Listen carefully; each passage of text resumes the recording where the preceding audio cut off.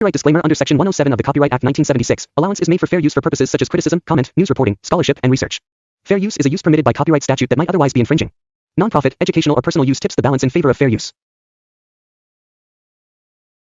Criminal cyber gang has stolen as much as $1 billion from over 100 financial institutions over the past 2 years. The gang, which has been dubbed Carbanak. The authors of the report call it the great bank robbery of the modern era. Their ultimate goal was to steal as much money as possible, and they largely accomplished that. Who has seen an advertisement that has convinced you that your microphone is listening to your conversations? All of your interactions, your credit card swipes, web searches, locations, likes, they're all collected in real time into a $1 trillion a year industry. We targeted those whose minds we thought we could change until they saw the world the way we wanted them to. There is a possibility that the American public had been experimented on. This is becoming a criminal matter. When people see the extent of the surveillance, I think they're going to be shocked.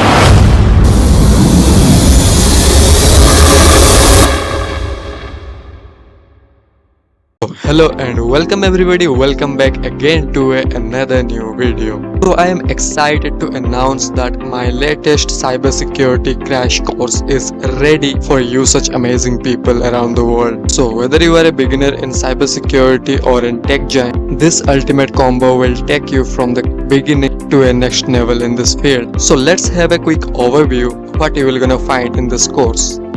So in the first part, you will gonna understand the importance of cybersecurity, why cybersecurity is necessary and all. And on the second part, you will gonna deep dive into the structure of CIA Triad, including hashing, encryption, VPNs, and etc. And the third part will be the layer 1 defense, where you will gonna learn password and account security policies, where you will see a live demo of creating a strong password and a weak ones, and how we can use multi-factor authentication in real world scenarios. And let's come to the fourth part of our course, where we will gonna learn about layer 2 defense mechanism, where we'll see system security, the importance of updating, patching OS or applications, and also we're gonna deep dive into the antivirus and anti-malware systems, and also we'll see how we can enable built-in firewalls and configure policies to harden our system. The fifth part of our course will be the layer 3 of the defense mechanism, where we'll see network security and safe browsing, how we can use VPN systems, and deep dive into the HTTPS and certificates, and also we'll see how we can use secure routers.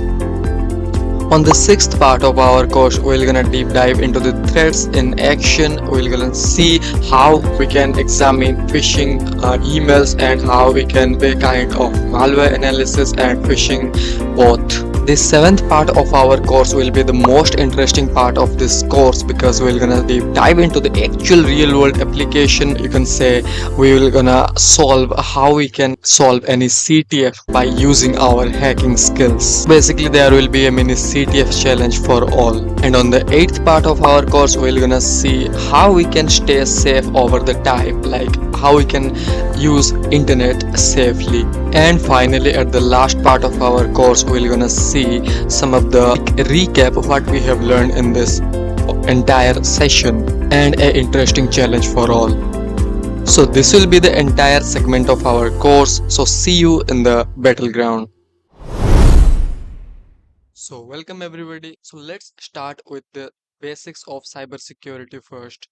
So this is a amazing PDF that I have downloaded from internet to demonstrate what is cybersecurity and what are its impact. So as you can see on the screen right now, this is the definition of cybersecurity. So what it is saying is cybersecurity is a as you all know that cybersecurity is a rapidly growing field that that is becoming more and more demand in such big MNCs company, and also on small startups and businesses.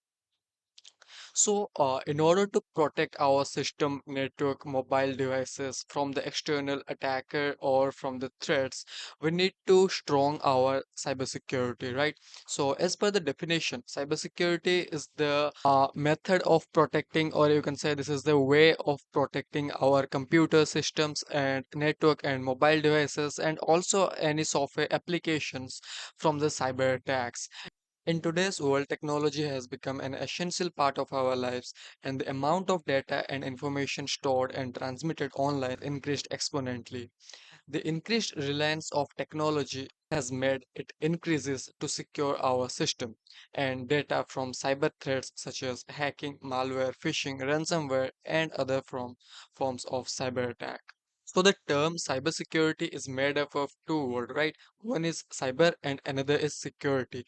So this cyber here it tends toward the digital assets like our computer, our personal smartphone, our home printer, our laptops, our tablets, and all the digital IoT devices that are connected to the internet, all are uh, is a part of cyber. I mean, this is a digital asset, right? So all this thing can become a victim of a cyber attack. The second word security, as you all know, we need to provide security to our devices in order to maintain the cyber security. So this is what a cyber security is. Goal of cybersecurity is to ensure sensitive and critical data remains private and safe. To do this, both technical and non-technical measures must be implemented using various practices or technology to ensure the security of digital assets. Security measures must be implemented at various levels, including at the network, endpoint, data, and application level. The non-technical side of cybersecurity focuses on measures such as implementing cyber education, creating new cybersecurity policies, and building incident response and disaster recovery plan. What it basically means is, in our today's world, there are mainly two types of people in cybersecurity. Who one is those who have the technical knowledge, and another is those who have a little understanding of technical. So the technical people like you and me, such people, will be most aware of cybersecurity incidents and latest cyber attacks in order to protect our digital assets. And on the other hand, the non-technical side of cybersecurity should be focused on creating cyber awareness program and also creating cybersecurity policies, right? So what it basically says. So, at the conclusion, you need to understand the definition of cybersecurity, what a cybersecurity is. So, basically, cybersecurity, again, I am repeating, cybersecurity is the practice of protecting our digital assets like our digital identity, our computers, our network, our servers, and all the digital IoT devices that are connected to the internet. In order to the practice of protecting those things are called basically cybersecurity. So it's a very broad and it's a very large field. So now you have understood what cybersecurity is, and now this is the time to understand why cybersecurity is important and why we are focusing on cybersecurity in the current world. So basically, cybersecurity is important because it focuses on protecting and securing all categories of data from theft, like damages and unauthorized access to. So the increasing dependence on technology and internet have made digital assets and information more vulnerable to cyber threats. When large amount of sensitive information and valuable assets are stored and transmitted online, they become high valuable targets for cyber criminals. So here are the some most commonly targeted user information that are actively targeted by the attackers. So the number one is the personal information, which include your name, addresses, email address, phone number, etc. Number two is the biometric data. In our today's world, we all use fingerprint, eye scanners, etc. So these are also can be a valuable asset for the cyber criminals who can impersonate your identity. So, in order to protect our biometric data, we need to study cybersecurity. So, another Third most commonly targeted information is the social security number. This is especially dedicated towards you know uh, United States of America, because the social security number are as a part of that country, not for us Indian. And the another is the banking and payment information. All of your banking and payment information is a gold mine for attackers. The number fifth is the healthcare data and patient records, and and number six is student loan information, confidential government communication, employee or customer details, intellectual property, and at the last, insurance policy information. So these are the some most commonly targeted information by the attackers. So, without a proper cybersecurity program, organizations cannot defend themselves from targeted attacks, and the cost of the cyber attack can extremely determinantal to the organization itself. As the world continues to move towards global connectivity and widespread use of cloud-based services, the risk of cybersecurity increases along with it. More importantly, cyber attack methods are quickly growing in sophistication, which means the attack scope of cyber criminals also drastically increases. Even government and large corporations are no longer safer and require a thorough review of existing policies to stay ahead of potential hackers. Now you have understood what is cybersecurity and why it is important. So now let's talk about what is cybersecurity risk. So basically, cybersecurity risk is the probability that critical data or information become compromised, exposed, or stolen due to cyber attack. The risk itself is measured by the potential impact or damage that the loss of data can cause, including financial, reputational, and operational loss. Cybersecurity programs and risk management strategies are focused on mitigating cybersecurity risk at all levels of the organization. Cybersecurity risk is all about the probability of your uh, critical data or information may be compromised or exposed, or you can be a victim of any cyber attack. So this is the probable chance whether you can be a suspectable victim of any cyber attack or a targeted phishing. So these kinds of things are called cybersecurity risk. So basically, the cybersecurity risks are also defined by two main components. Number one is the cyber threat, and another is the vulnerability. So let's talk about cyber threats. So any potential method of cyber attack that can lead to theft, unauthorized access, damage, or disruption of digital assets or devices. So this is a very simple definition of what a cyber threat is. So what it is saying is any potential method of cyber attack. Like for example, let's consider there is a victim uh, named David, which has been a part of a cyber attack, and their email address and personal information has been disclosed on the dark web. So here, the victim David has become the part of a cyber attack, and after the thorough investigation, it is proved the victim David has used common default password so that it can become a victim of cyber attack. So here the uses of default and common password has become the medium of a cyber attack, or this is called a cyber threat. So as per the definition. So now let's talk about vulnerability. So in the technical term, the vulnerability is a weakness of or flaw within a system that cyber criminals can exploit to steal data or gain unauthorized accesses. So in simple term, a vulnerability is nothing but a weakness in a system that can be leveraged by the cyber attackers to target a victim or to gain unauthorized access to a system. So this is a loophole, or you can say the weakness point or the critical point. By taking the advantage of the vulnerability, an attacker may be able to get access to a system. So this is what cyber threat and vulnerability is. So now you have understood what a cybersecurity risk is. Now let's talk about most Common types of cyber threats.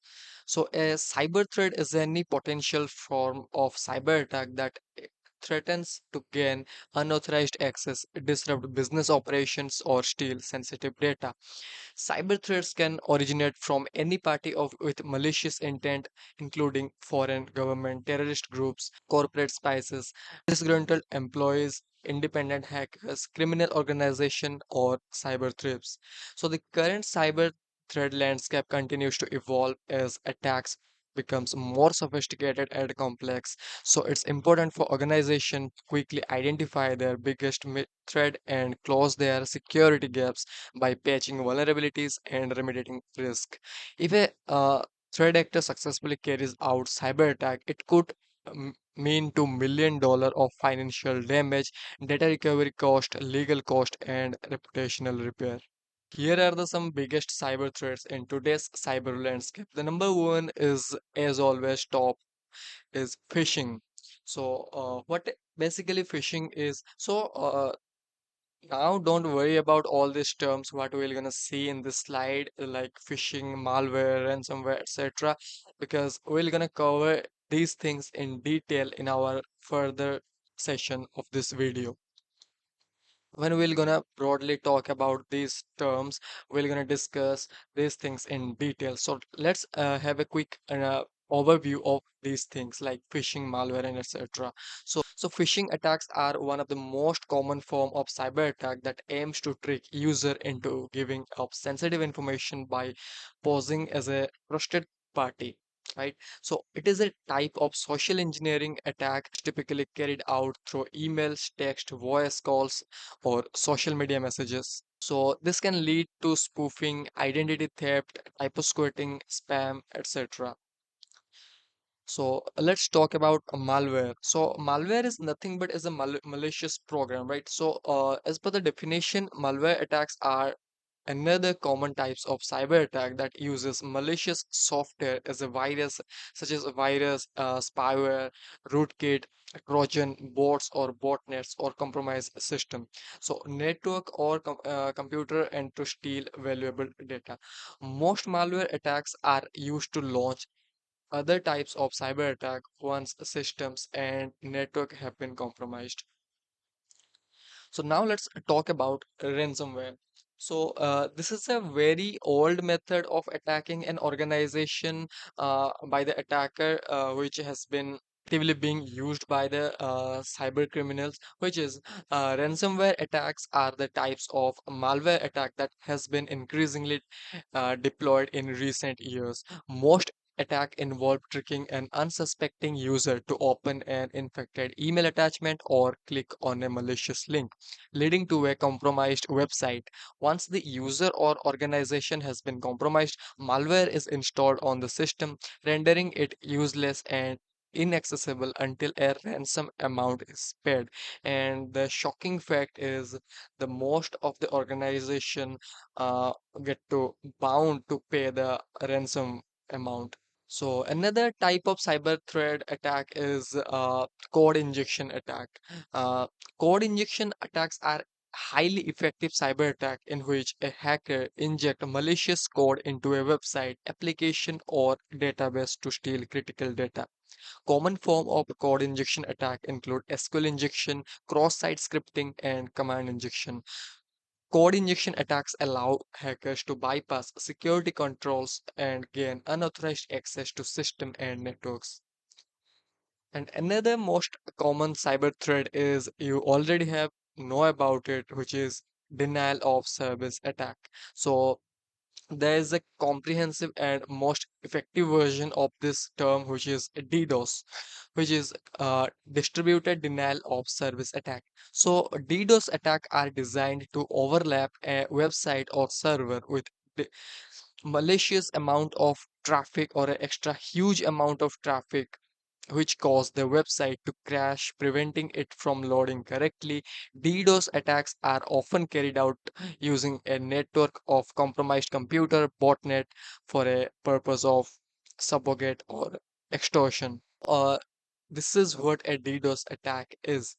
And also there is another a kind of cyber threat which is third party vendor attack, which the Third-party attacks are usually occur when a actor attacks a third-party services or vendor with the aim to compromise one of the more of its business partner. Many third parties have fewer security requirements of poor cyber protection, which allows hacker to gain access and have an easier time hacking other businesses.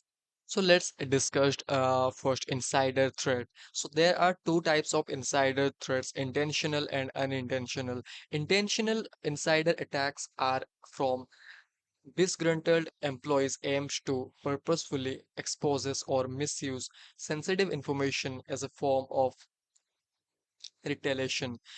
Unintentional insider threats are due to poor employee training and a lack of cybersecurity awareness, which can lead to accidental data exposure or leak. And the supply chain attacks are cyber attack that looks for unsecured networks, unprotected IT infrastructures, and poor coding practices.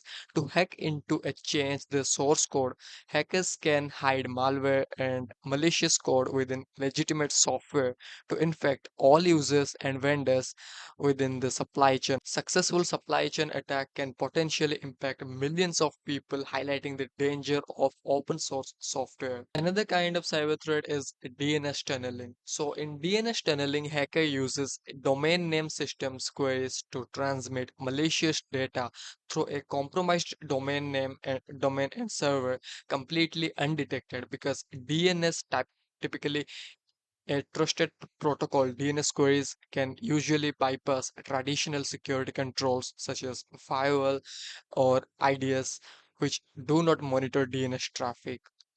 And another common cyber threat is very popular, which is brute force attack, which is where the this is the kind of brute force attack uses a trial and error system to correctly guess users' credential. Cyber criminals can use password cracking softwares to gain login information, which typically has a high success rate because many users chooses weak and easily guessable password. But nowadays, to brute force attack are very less accessible because all users are getting aware. Another most popular cyber threat is IoT-based attack. Attackers on IoT like devices are increasingly popular because many IoT devices are unsecured, unencrypted, and often not updated. Although these devices do not connect to the internet directly, they are typically connected to the network through Wi-Fi, which opens up a potential entry point for hackers to access. And another cyber threat is the botnet attack. The botnet attacks are use a compromised computers to carry out malicious attacks such as DDoS, spam, phishing, or malware attack. Botnets are typically controlled by a single individual or a group of attackers to carry out large-scale cyber attack, which can be a part of DDoS, as we already have seen. The another common cyber threat is the man in the middle attack, right? So man in the middle attack, which often called as MITM attack, are type of cyber attack where the attacker intercept and alter communication between two parties without their knowledge. The user assumes communication with the application or website is safe, which allows the hacker to steal sensitive information or impersonate a party. And the most popular at the last cyber threat is the zero-day vulnerability. So this is the most interesting vulnerability because in the most real-world cases, this is uh, unpatchable and this is more a drastic effect. So zero-day vulnerability or zero-day exploit are unpatched security vulnerabilities that were previously unknown to the software developers. Hackers that learn of the zero-day can target and exploit organization using that software before the developer release a patch or fix. So this was all about our first part of our course where we learn what is cybersecurity and what is this importance of cybersecurity and what is cyber threats.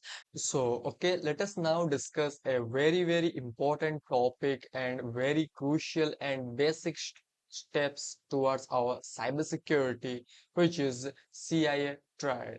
So, I think you all might have heard about it at least once in your cybersecurity journey. Uh, or if it is not, then don't worry because we're gonna cover CIA triad in full details in this session. So in cybersecurity, there is something which is called CIA triad, which is the full form of confidentiality, integrity, and availability. So these are the three pillars of all the cybersecurity. You know, you can consider or you can think of CIA triad as a uh, basic structure or a three strong pillar of cybersecurity upon which all the cybersecurity infrastructure has been built. So now let's understand what is CIA triad. So basically, CIA triad is the fundamental principle of cybersecurity, where the C stands for confidentiality, I stands for integrity, and A stands for availability. So all these are is about our data, the user's information. So all these three things are about. So let's now understand confidentiality first. So what it says, the confidentiality ensures that sensitive data is accessed only by authorized individuals and systems. It prevents unauthorized disclosure of information. Methods to ensure confidentiality include encryption, access control, and authentication mechanism. So let's now split into bit by bit and to decode it more clearly to understand it more deeply. So let me go to the first slide. You can see the definition. Confidentiality is all about ensuring that information is not disclosed to unauthorized individuals. Think of it as let us consider an example where you have a company and you are a CEO of your company, or you can say you are a CTO or Chief Technology Officer of your company, and your day-to-day responsibility is to ensure that your critical data, such as the PIIs, the credit card informations, the username, passwords of all the information, all the private data of all of your users, all of your companies, employees, all the things that are meant to be not disclosed to the public. These things are considered as a confidential information. You know, for suppose there is a company, as I already have given you example, like consider a company for such as Facebook. So there is multiple accounts in Facebook or multiple profiles in Facebook. So what if a attacker or a black hat hacker can able to access the user's personal information such as payment card details, date of birth, Aadhaar card details, and etc. So this is a kind of little bit critical, right? So in order to protect these critical information from the threat actors, the company ensures that the information should be confidential and they are not to be disclosed to the unauthorized individual. Here, the unauthorized individuals are the bad hackers or the malicious attackers who are, you can say, as a criminal actors, right? So in order to maintain the confidentiality, we have to ensure that our confidential information, it is always not about any company or any high-tech MNCs. It's all about individual privacy also. If you are an individual, then you also have your sensitive personal information stored on somewhere in a database on a system. So in order to protect that, you need to understand about what confidentiality actually means in cybersecurity and how you can ensure confidentiality is protected. So this is what confidentiality is all about. So here's the example, like you can say a healthcare provider encrypting patient records so only authorized staffs can access them. So this is a very basic and simple example where a healthcare provider, such as you can say a hospital management system, or in a hospital that there are multiple patient document like their heartbeat records, like their medicine records, all the confidential details are not meant to be disclosed in public. So they are only authorized to, so they are only accessible to their internal staffs only, or to the internal employees only, and they are not disclosed to the public. So this is a example of how the healthcare system is maintaining the confidentiality across their organization to protect their assets. So there are some kind of techniques to ensure the confidentiality. For suppose here are three basic techniques as mentioned below, which is the number one is the encryption, or you can say the data encryption. We will gonna cover what encryption is in our next part of our video, or in the further session.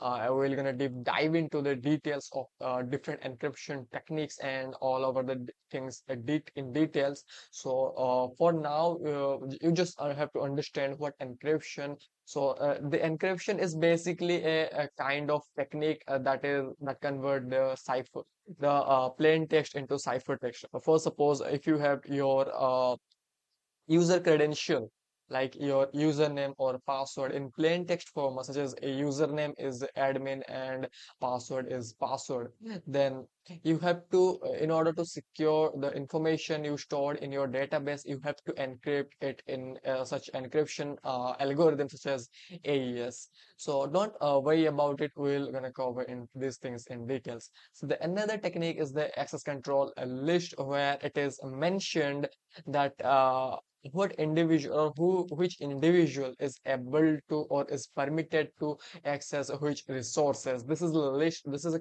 comprehensive list of all the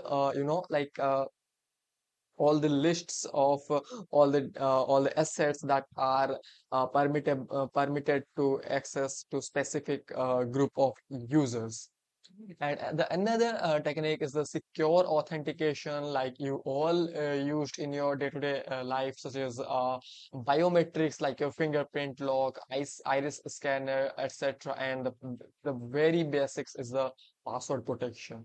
So this is all confidentiality is all about. Let me rewind it again so that you can understand easily. So confidentiality is all about ensuring your sensitive data is only accessible to the authorized individuals and systems. So it basically prevents the unauthorized use of information and critical systems by protecting it in such a method of encryption, access control, and authentication mechanism.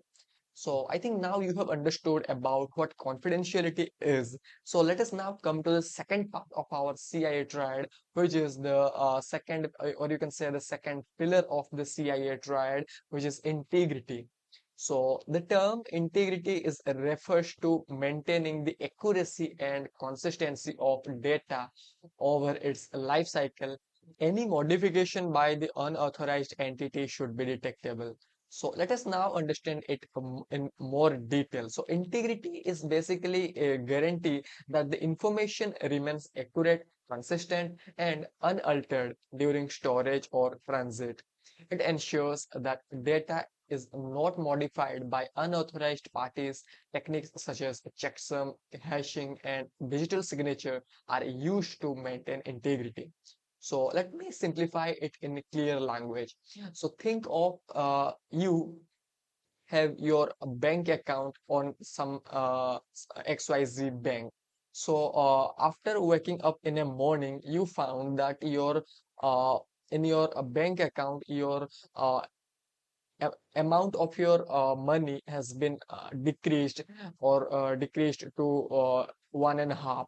So you get shocked by seeing that how it get possible. So this is why the integrity failure happen. right? So this is how the integrity failure happen, and your bank account's amount is got dropped.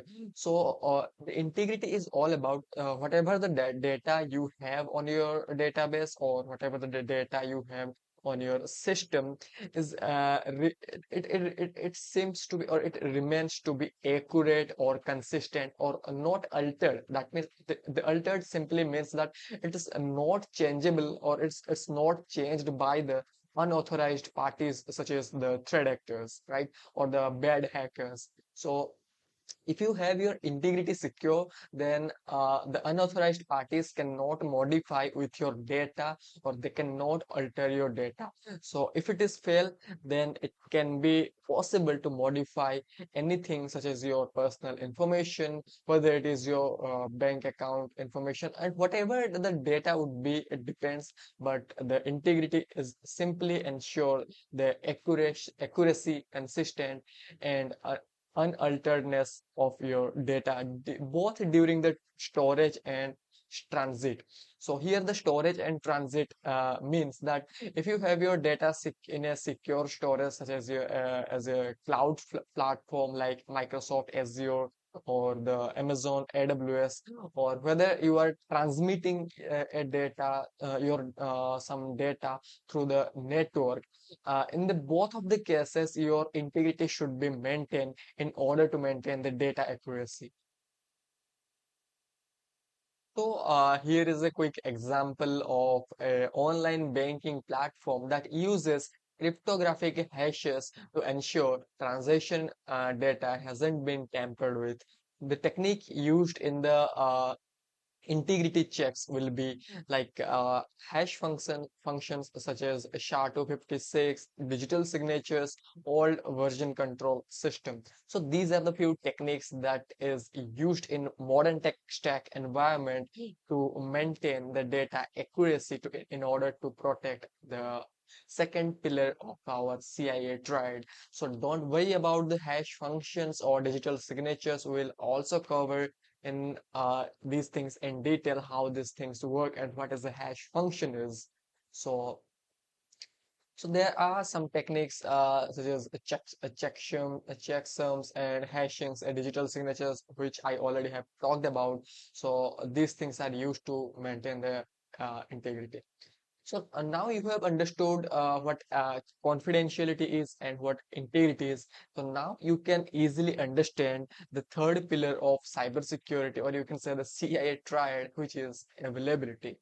So as the name suggests, availability. So what do you think the what it would be?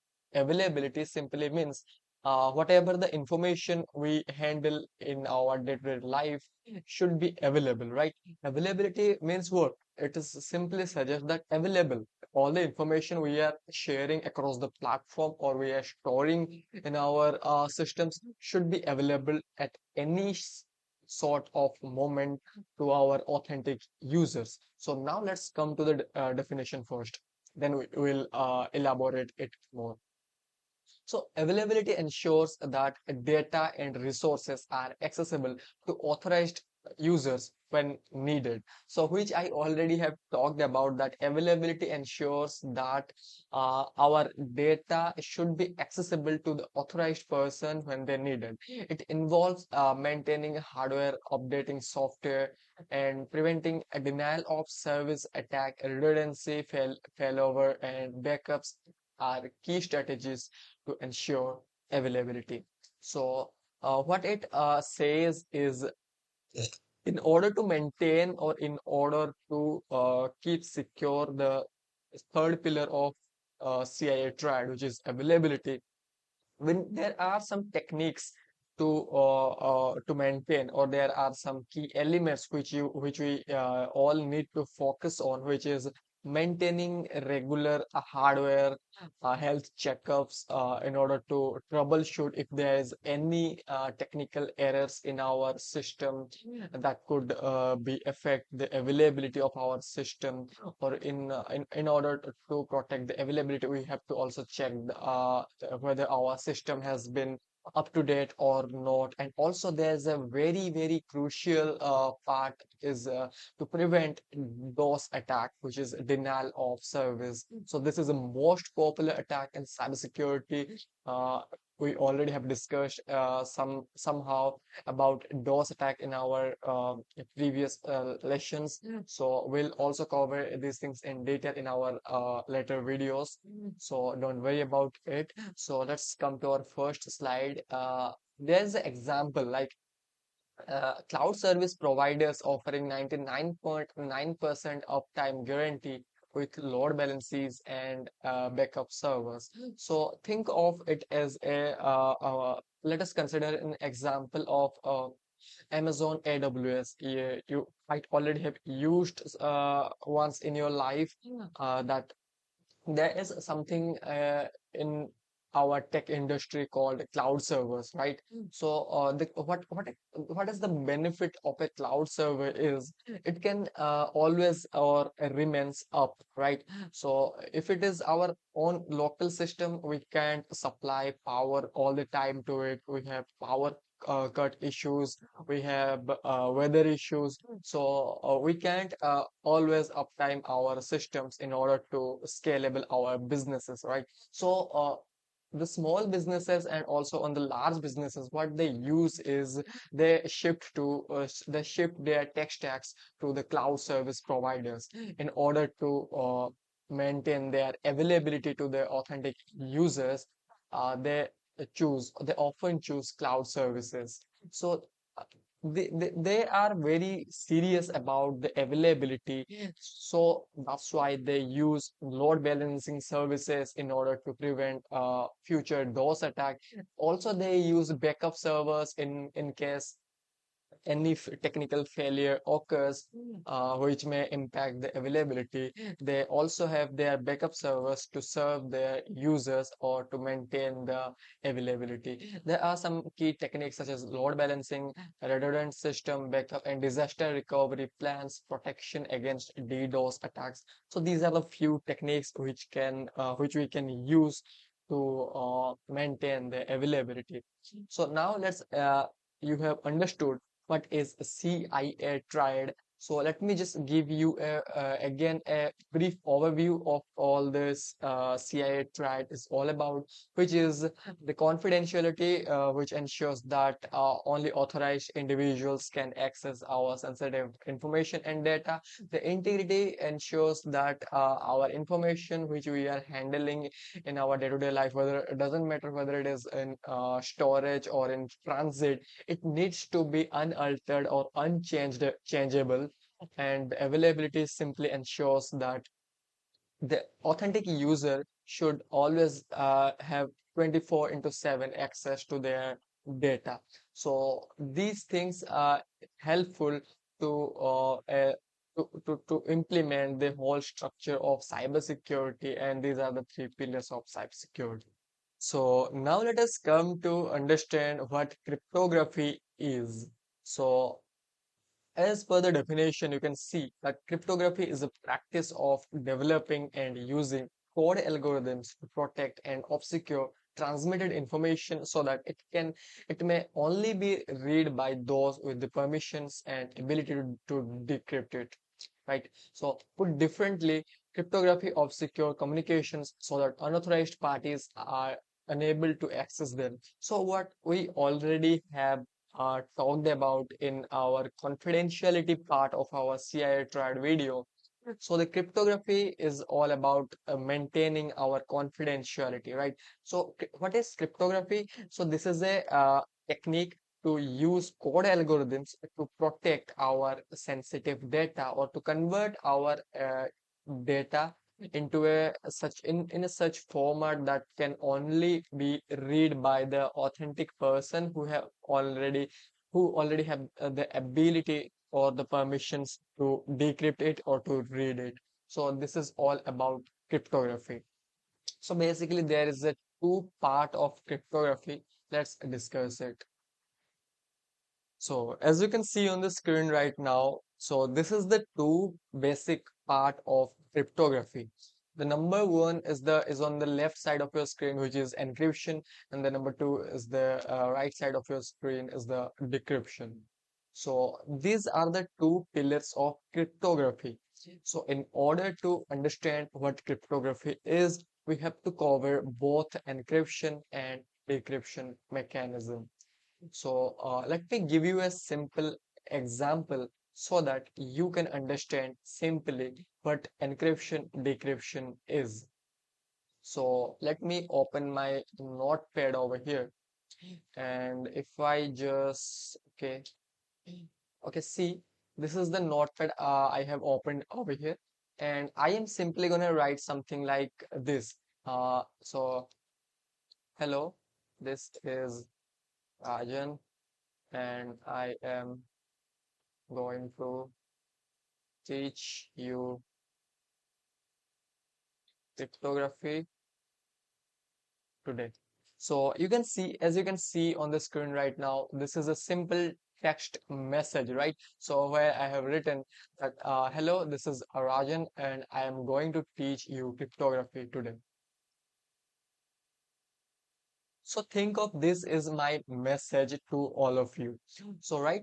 So in order to protect this information, I need to ensure that my cryptographic algorithm will apply on this message or on this data. So in order to do that, I have to encrypt these all the data into a such format so that any malicious actor who already have access to this information uh, will be unable to read it fully or will be unable to understand it.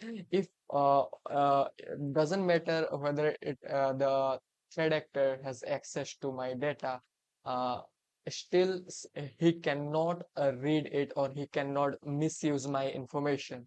So this is encryption is all about. Like, see, if I give you an example, like if I write something like this, you can see this is a garbage text, right? So if I also add some kind of symbol and also random text, so you can't understand these things, right? So if somebody or some malicious actor also have access to this information, which is the conversion. So let's think this is a conversion of this information, not actually, but this is a conversion. You can think of that this is a conversion of this information. So also in this case, the threat actor might not be able to fully understand and fully decrypt this information into this format, because I have encrypted my original message to some format, or to I have applied the encryption techniques so that anybody cannot understand. So this is a very basic and simple example of cryptography. But remember, this is the not actual cryptographic algorithm what I have applied. This is just a simple example what I have shown you. So here, this first information is called as the plain text, and the second information, which is the encrypted data, will be considered as cipher text. You can see this is the plain text and this is the cipher text. So the definition is all about the encryption is the conversion of plain text into cipher text is called encryption. So there is a method to encrypt our data, which is called key-based encryption, right? So we can simply encrypt our data without a key. So also there is a two type of encryption, which is one is symmetric encryption and another is asymmetric encryption, right? So let's see what is it all about. But before that, let's understand what decryption is. So as we already have understood what encryption is, you can say this is the definition is the encryption is the process of converting a normal message or plain text into meaningless message or cipher text. So decryption is the reverse of encryption. Like what we done in our encryption process is we converted the plain text into cipher text, right? So in decryption process, we simply convert the cipher text into the plain text in order to decode or decrypt the data. So this is the definition, where decryption is the process of converting a meaningless message or ciphertext into the original form or plain text. So this is all about, right?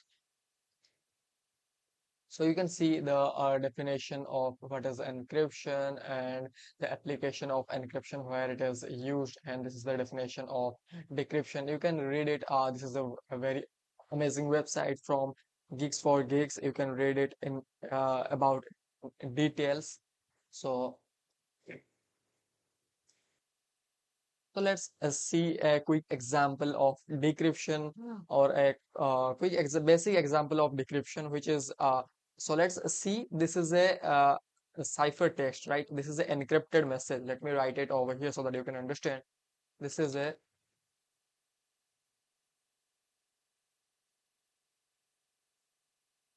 an encrypted message, right? And in order to decrypt it, if I have to decrypt, then I simply just let's copy it and paste it. And if I decrypt this message using a specific key, encryption key, I would simply able to decrypt the original message, which is, you can say, decrypted message, right? So this is a simple example. Remember, this is not the actual encryption and decryption. This is a simple example to understand, to let you understand. Also, you can see in this example right over here, which is this is a sender and this is a receiver, where the sender is using the encryption technique, using the encryption key uh, to encrypt the data into ciphertext, and it is sending it to the receiver, and the receiver is decrypting using the same key, which is the user is used to send it, and in this way the cryptography is maintained. So let us now deep dive into the different techniques of encryption and decryption, right? So let's first understand what are the two main type of encryption and decryption. So if you search on the Google types of encryption, you can find so many articles, right? I am not here providing you some PDF. I'm letting you, or I am teaching you how you can use your reconnaissance skill to enhance your learning in your cybersecurity. All these contents are freely available on internet. You can easily understand and easily read. I would very much prefer Geeks for Geeks because it is more preferable and understandable. So you can see. Okay, so this is the type of data encryption. The number one is the symmetric encryption, right? So let's first understand what a symmetric encryption is. So there are few strategies used in cryptography algorithms for encryption and decryption process. Some algorithms employ a unique key in such operation. The unique key must be secured since the system or person who knows the key has a complete authentication or to decode the message for a reading. This approach is known as symmetric encryption.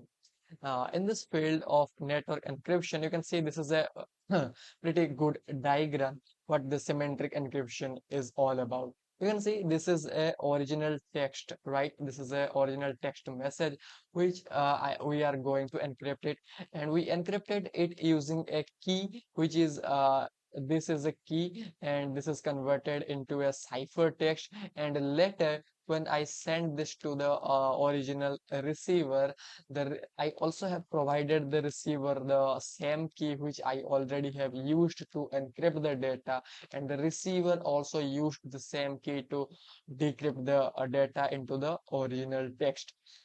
So this is like, you can understand, consider a box where inside you have some jewelries inside, and you locked the box in a protected lock key, and the key is provided with the carrier to the to the receiver, and the receiver uses the same key to unlock the box and to access the jewelries. So this is the simple method of encryption where a single key based authentication occurs, or a single key is used for both the encryption and decryption.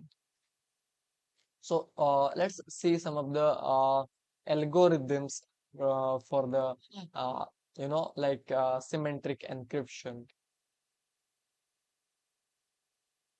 So you can see this is a popular encryption algorithm, which is DES, which is often called as Data Encryption Standard. This is an old symmetric encryption algorithm, which is no longer considered as a suitable for modern applications, as such as DES has been suppressed by other encryption algorithm. Also, there are some other algorithm. You can see there are some algorithms such as AES, which is stands for Advanced Encryption Standard, DES, 3DES, RC4. So these are the common examples of symmetric encryption algorithm. So now let's come to the second type of encryption, which is asymmetric encryption. So, asymmetric encryption cryptography methods employ one key for data encryption and another key for data decryption. So basically, here is two key which is used in asymmetric algorithm to encrypt and decrypt the process of data. Right. So there is no single key as like we used in symmetric encryption. There is here is basically two keys. Also, it is called as public key and private key. So as a result, anyone who has access to such a public communication will will be unable to decode or read it. So these types of cryptography are known as public key encryption, which is used in majority of internet security protocols. The term asymmetric encryption is used to describe the type of encryption. So you can see the exemplary diagram to understand better what asymmetric encryption is all about. You can consider, so let's see, this is the original text, right? Like we already have seen in our symmetric encryption example or symmetric encryption diagram. So this is the a key, right? So what we have seen in our semantic encryption algorithm, there is a single key, but here this is a two different key. Here it is a public key and here it is a private key. So the original text message is being encrypted using the public key, and it is a scrambled data, and it becomes a scrambled data, and in order to decrypt the data we need a different key, which is called as private key. The private key is being used for the decryption, and then it is being converted to the original text. So this is a simple comparison of both the symmetric encryption and the asymmetric encryption. The major difference is in symmetric encryption, there is only one key for both encryption and decryption, but in the asymmetric encryption, what happens at here is we use two different key to for encryption and decryption, which is also known as public key and private key.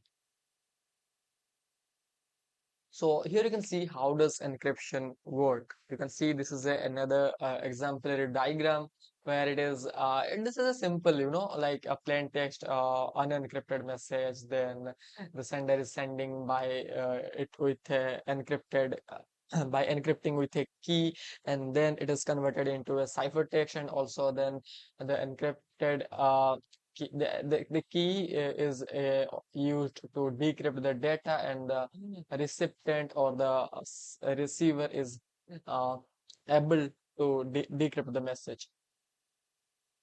So this is very simple. So here you can see some of the popular algorithm used in asymmetric algorithm, which is RSA, Diffie-Hellman, and elliptic curve cryptography (ECC). Also, there is too much popular algorithm like uh, ECDSA and EDDSA. So these are the popular algorithm used in asymmetric cryptography. So now, as you have understood what encryption, decryption in detail, now let us see a practical example of how you can perform encryption, decryption in real life example, right? So let's see. So here you can see this is my Kali Linux terminal, and I'm on my Kali Linux machine, and I have opened up a terminal. Now I will use some tools such as OpenSSL to encrypt and decrypt my data. So let's do by encrypting some data first. So use the command echo and then uh, repeat with it me secret message, and then we'll simply use a we'll simply use a pipe to combine multiple commands together. And then there's a tool called OpenSSL, which will use to encrypt our data, and then use ENC, which is stands for encryption. And then we have to specify what algorithm or what encryption algorithm we want to use such as in this case we are using AES 256 CBC, and then hyphen A, and then this is a salt. Salt is another method to more of secure our data by adding a garbage value to it. So this is a off flag of hyphen salt, and then hyphen ESS, which is stands for what password we are, or what is the key we are using over here, which is pass, and then column, and then for suppose I will use my secure key. You can see. So let me describe this command. In the first we have written echo, and this is the message, or this is the, you can say, the data which we are going to encrypt, and then we use the pipe symbol, which is used to combine multiple commands, and then the tool name, which is OpenSSL. The ENC is used for the encryption, and this is the AES 256 is the encryption algorithm. This is a symmetric encryption algorithm which we already have talked about, and we have used hyphen A, hyphen salt, and these are the tool specific options which you can read. And this is the encryption key, which is my secure key. And if I simply just hit enter, you can see under the last line, this is the encryption message, or this is, you can say, this is the real encrypted message of the data secret message, right? So if you are unable to understand the command, I recommend you to complete first my Linux for Hacker course first. If you go to YouTube and search my channel, Mr. Rajan 22M, and you can see this is the full podcast, or you can say the full playlist, which is dedicated to the Linux course or the Linux user. So if you are unaware of how to use Linux like a pro, I recommend you to complete this course first, so that you can understand easily what command I am using right over here. So you can see this is a ciphertext, or you can say this is a garbage text which a normal user cannot read.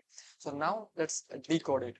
So let me just copy it over here, and then again I will use echo command, and I will simply paste it, and then I'll use pipe to use the tool OpenSSL, and we'll simply rewrite the command which we already have written, encrypt, then hyphen AES, and AES, then AES 256 hyphen CBC hyphen A, hyphen D is stands for the decryption process we are going to perform over here, and then salt hyphen pass my secure key, and then hit enter.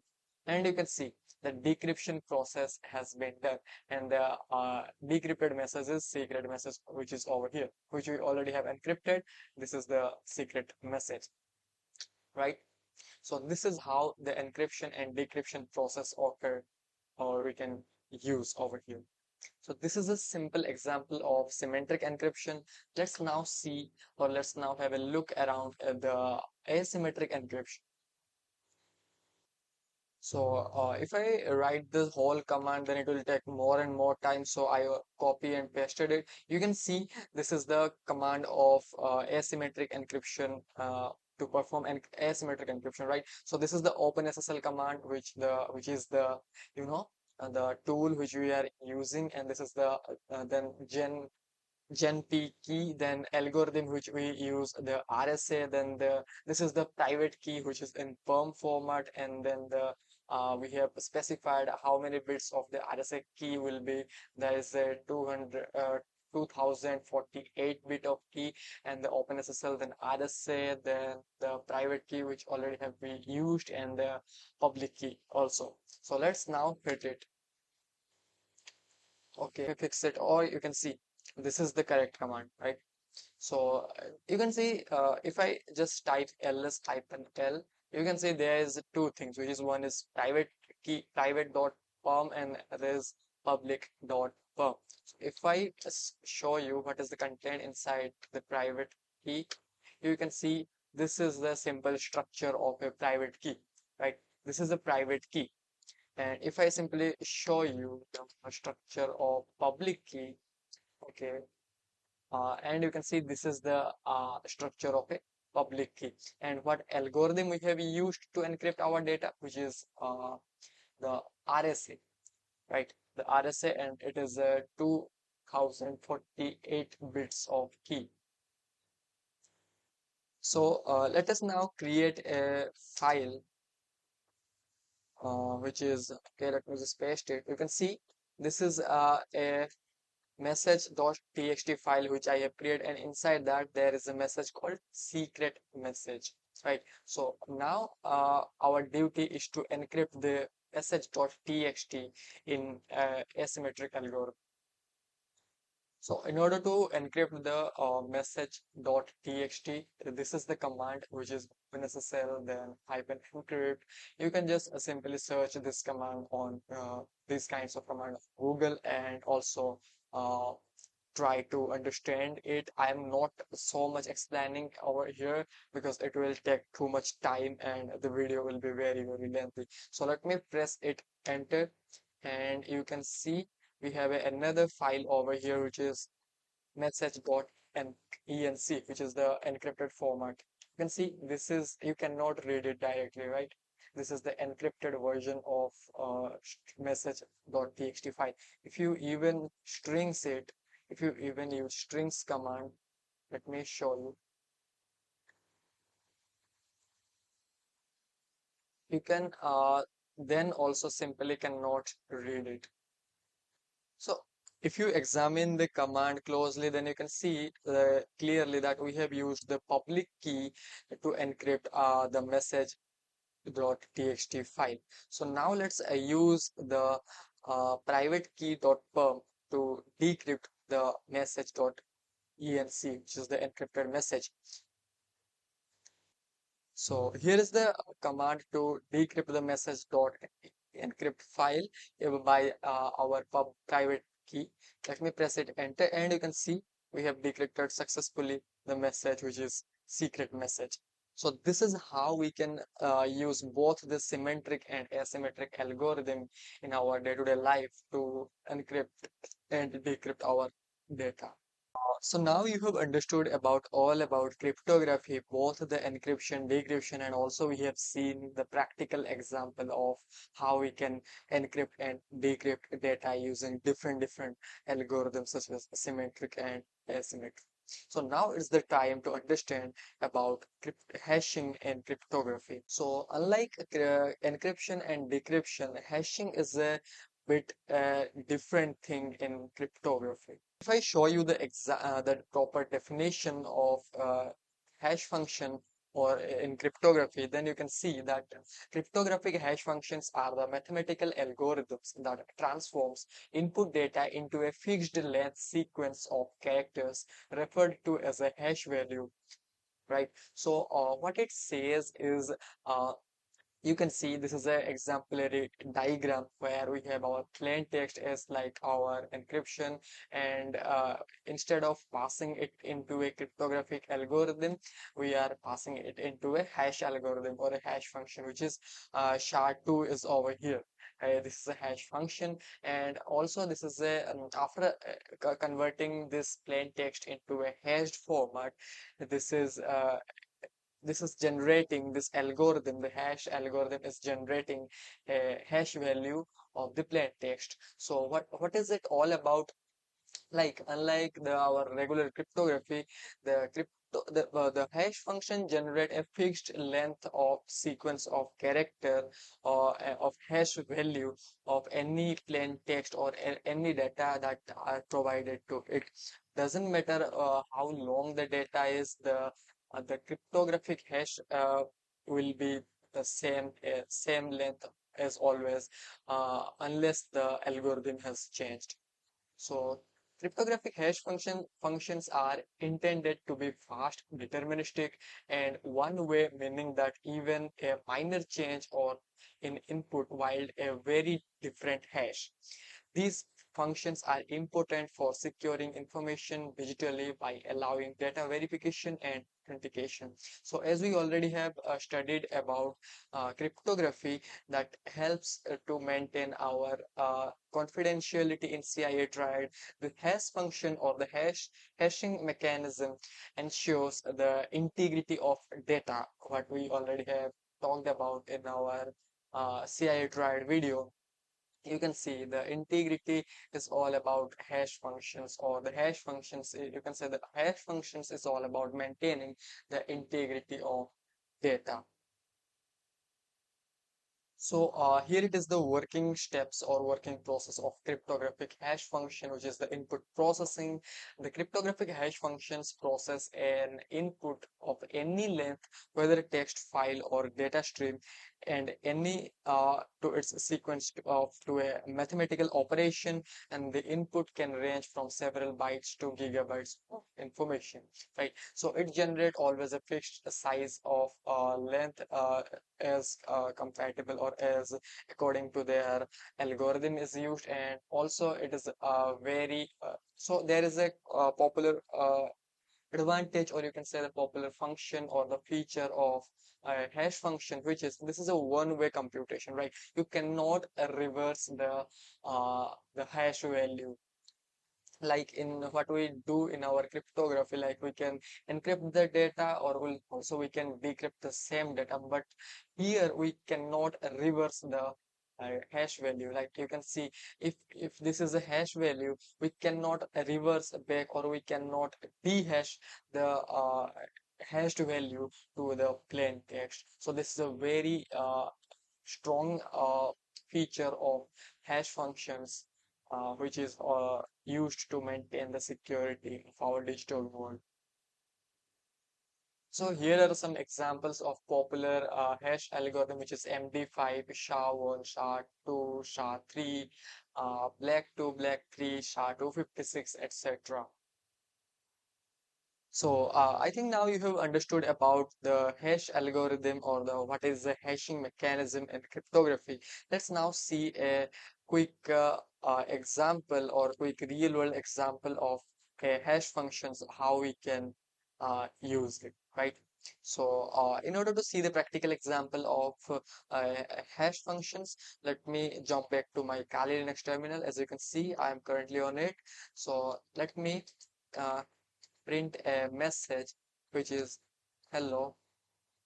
Let's keep it hello, and then if I just simply type md5 sum over here, and then you can see if I hit enter, you can see a fixed length value of a string, which is b19, something like that. Or if I count it how many characters it has, then I can simply echo -c. This will print how many characters I have inside it, which is here 32 characters, right? So this is always 32 character if I use MD5 sum to print some data, for such as let me give you another example, which is I, and also if I do it hash MD5 sum, and you can see another string we got, and if I just replace it, and you can again see this is 32 characters, right? So this is always a fixed length value if we use a same algorithm, which is I am using over here is MD5. So this is the hash value of hi, and this is the hash value of hello, right? So this cannot be reversed back like we do in decryption. But you know, there is a way to dehash, or you can, it's not the dehash, it's another method which is often called as rainbow table attack, or the hash collision attack, which we often use in our uh, ethical hacking and cryptography like tasks, where we compare the hash to a large number of word list, or you can say the data sets, to dehash the value. So this is the hash value. Let me just copy it, and I'm just showing you how we can, how also we can get back the reverse message of the hash we have just calculated. Let me see. Okay, this is I think that is not in the dictionary. Let me give you another example. Doesn't work, then you can go to another website, which is this amplify-generator.com. You can type a simple word like password 123, and then generate the MD5 hash of it. Then just copy it and go to the crack station and just paste it over here, and then fill the captcha, crack the hash, and you can see we can simply also reverse the hash. But this is the not actual process of the reverse of hash. This is a rainbow table attack. So this is something which we will cover in our next video, or our next part of the video. So don't think that the hash can be reversible. So this is a simple example what I am going to describe, what I wanted to describe it over. Also, you can see this is a SHA-1 hash. Also, you can also copy it and also paste it over here, and then also you can crack it. The same result will be going to make. You can also see this is the this is some kind of length, and this is some kind of bigger length. This is because the MD5 hash, and this is the SHA-1 hash. I already have talked that if the algorithm varies or the algorithm changes, then the length will also be changed. So this was all about CIA Triad and cryptography, encryption, decryption, and hashing. So see you in the next video. Till then, bye. So now let us come to our third part of our course, which is layer 1 defense, where we're gonna cover so much details about authentication, password security, and account security, and all about like a multi-factor authentication, a password manager, and real life example of MFAs. So let's get started with the password security first. So let us first understand if it is come about, you know, defenses, then the first barrier, or you can say the first line of defense, you can say, is the password, right? Whether it is an account or whether it is a login panel, there is always the first line of defense, which is your password. So what is password security? Password security refers to the measure taken to protect the confidentiality and integrity of a password. Passwords are often used to secure access to digital accounts such as email, online banking, and social media. It's essential to use strong and unique passwords to prevent unauthorized access to sensitive information. So what we already have covered in our CIA Triad video, we already have understood the confidentiality, integrity, and availability. So the confidentiality here, to secure confidentiality, to maintain the confidentiality, we need to implement a secure password policies, right? So here are some best practices for password security. The first one is the use strong passwords.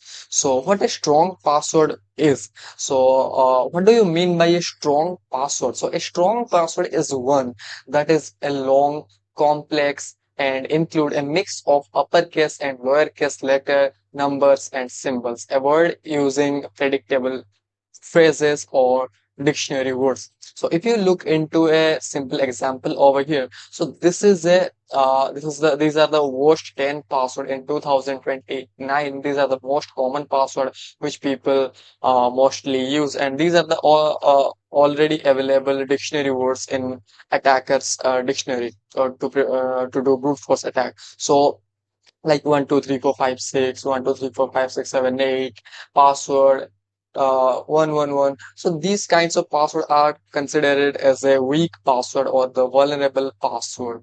So in order to secure our digital accounts and all of the things, we need to ensure we have a strong password. So a strong password, as I already have talked about, like made up of complex, include uppercase, lowercase, and numbers.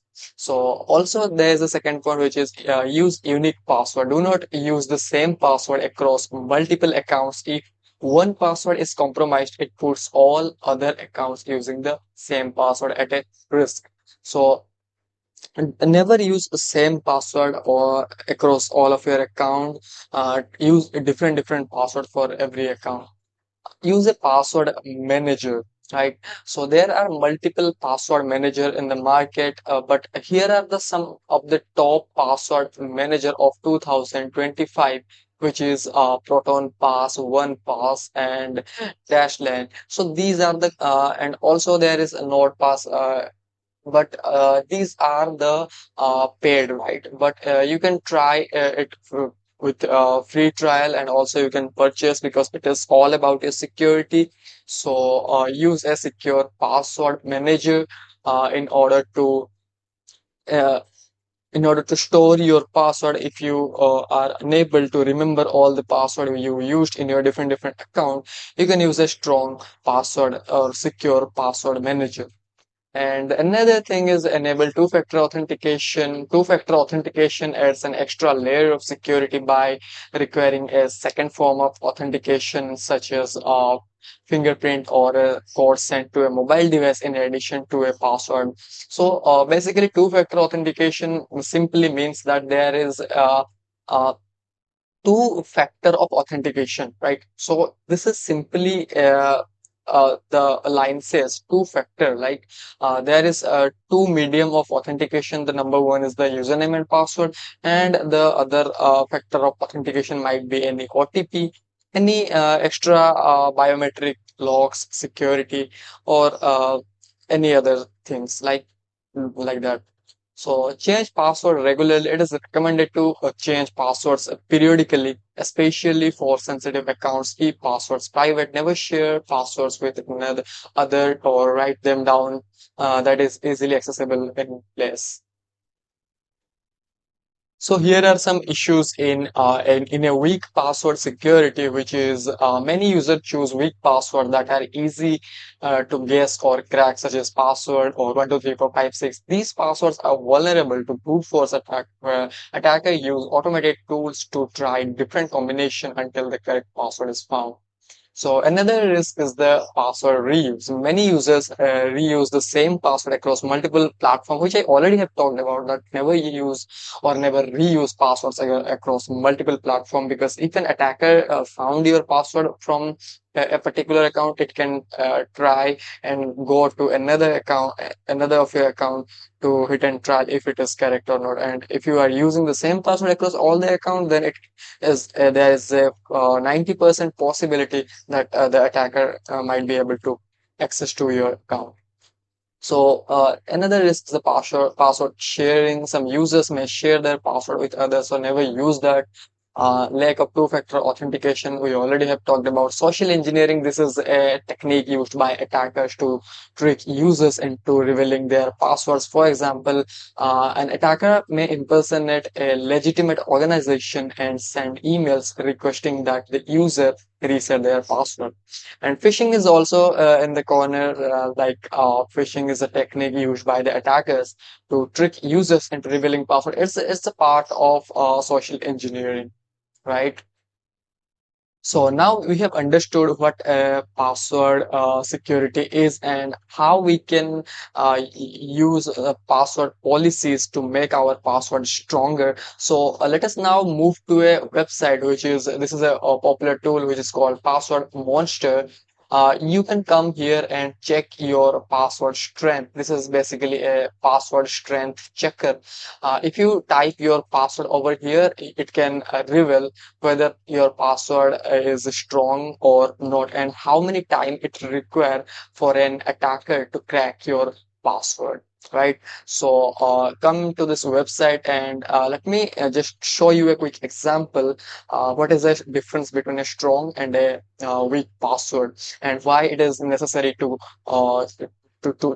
why it is necessary to make your password stronger. So let me just hit over here. For example, I am using my password as a 1 2 3 4 5 6 7 8, and you can see this is a this suggests that this is a very weak password, and it may take time of 0 seconds to crack it by an attacker. So what if some people think like if they use password as a password they might get secure, but that is a myth. Let me show you why. If I use this, then also it's also take 0 second to crack because it's already available in the hackers dictionary.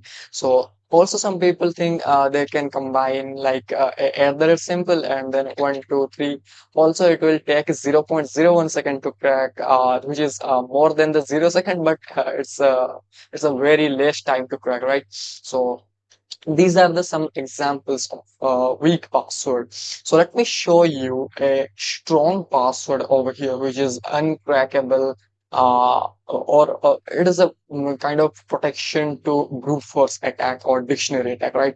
So let me show you. If I use like some random and then then dollar ampersand symbol, you can see the time is increasing. The month, 1 month, this is crackable, but it requires 1 month of uh, continuous brute force attack to crack it. But if I increase the length for suppose like this, then you can see it is required 512 trillion years, which is more and more years to crack the password.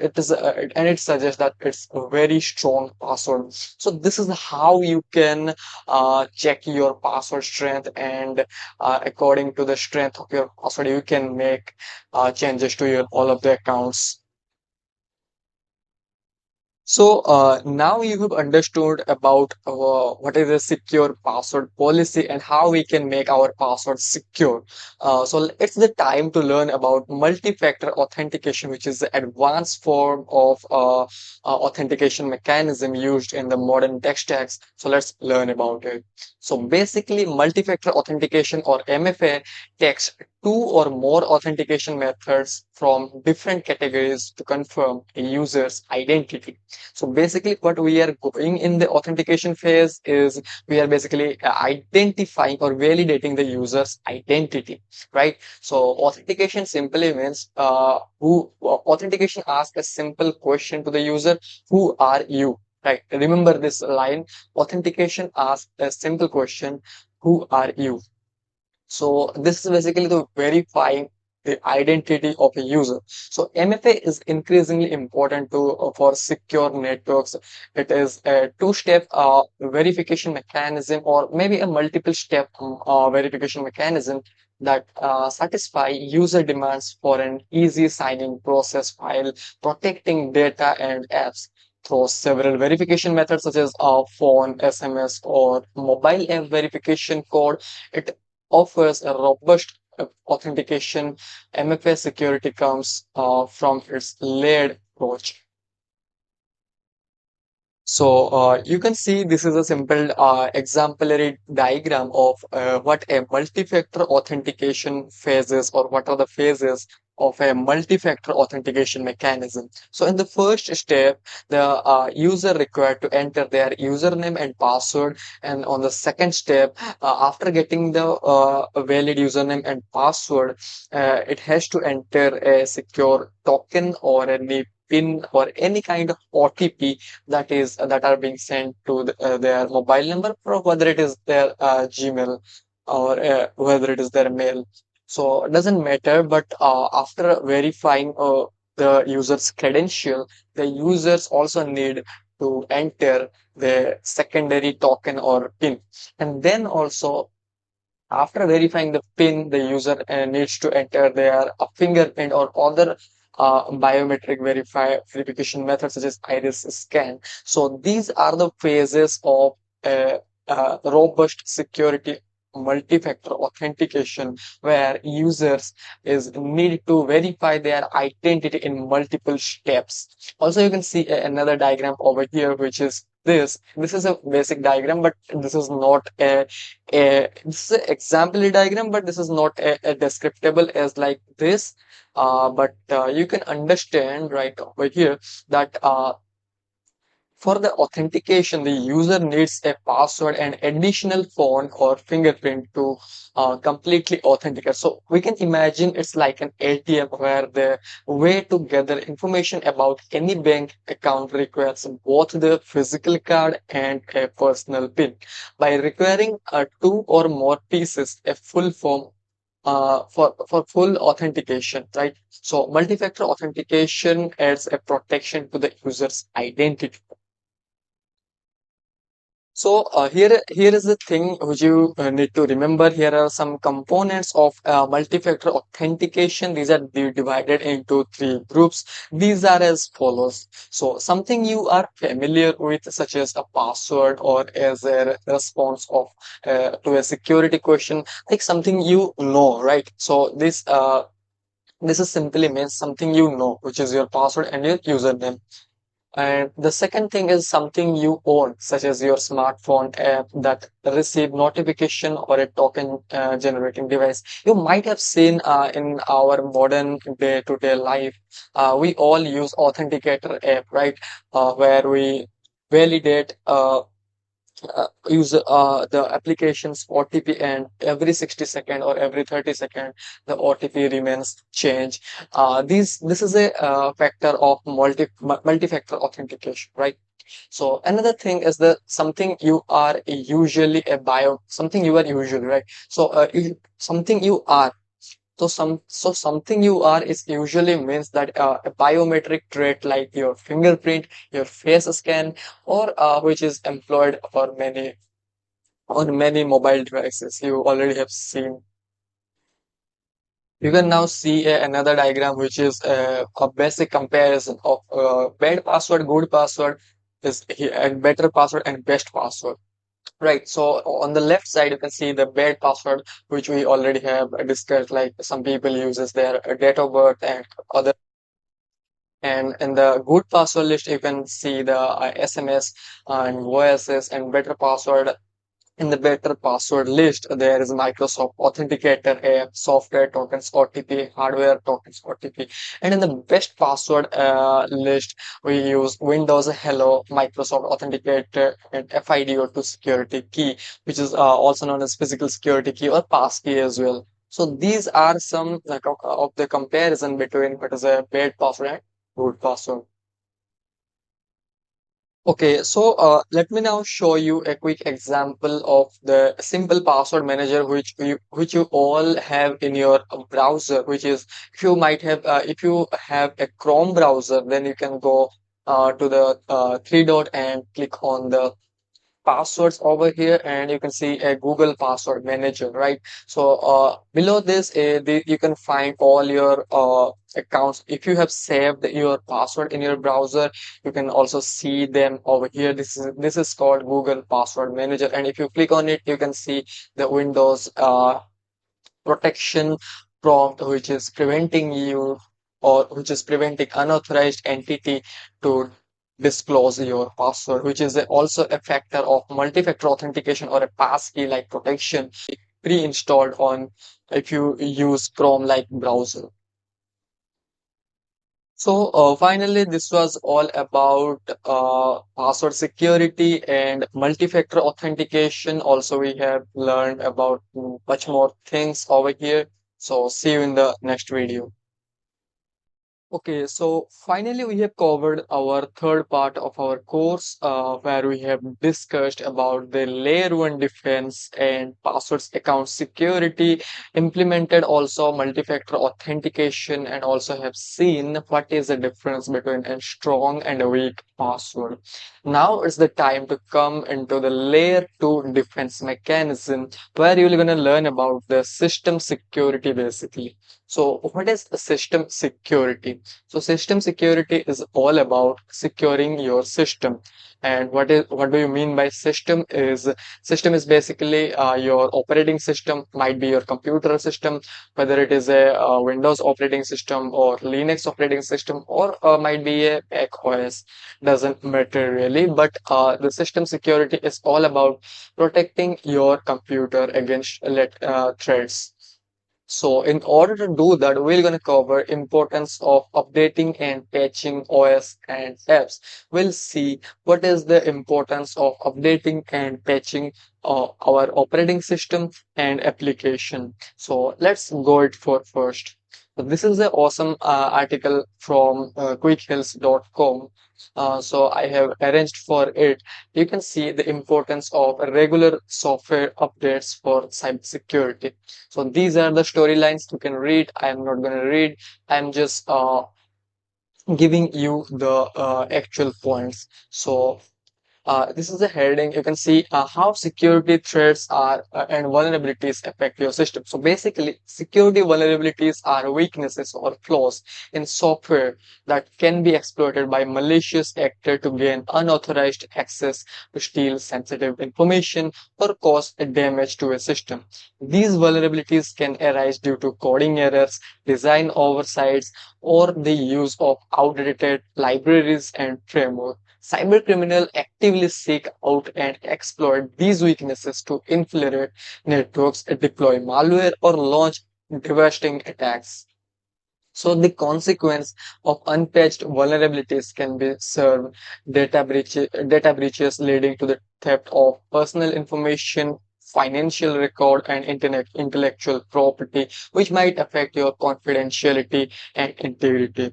And another thing is the ransomware attack that encrypts your file and demand payments for their release. Malware infections that compromise system stability and performance, reputational damage, and losses of customer trust.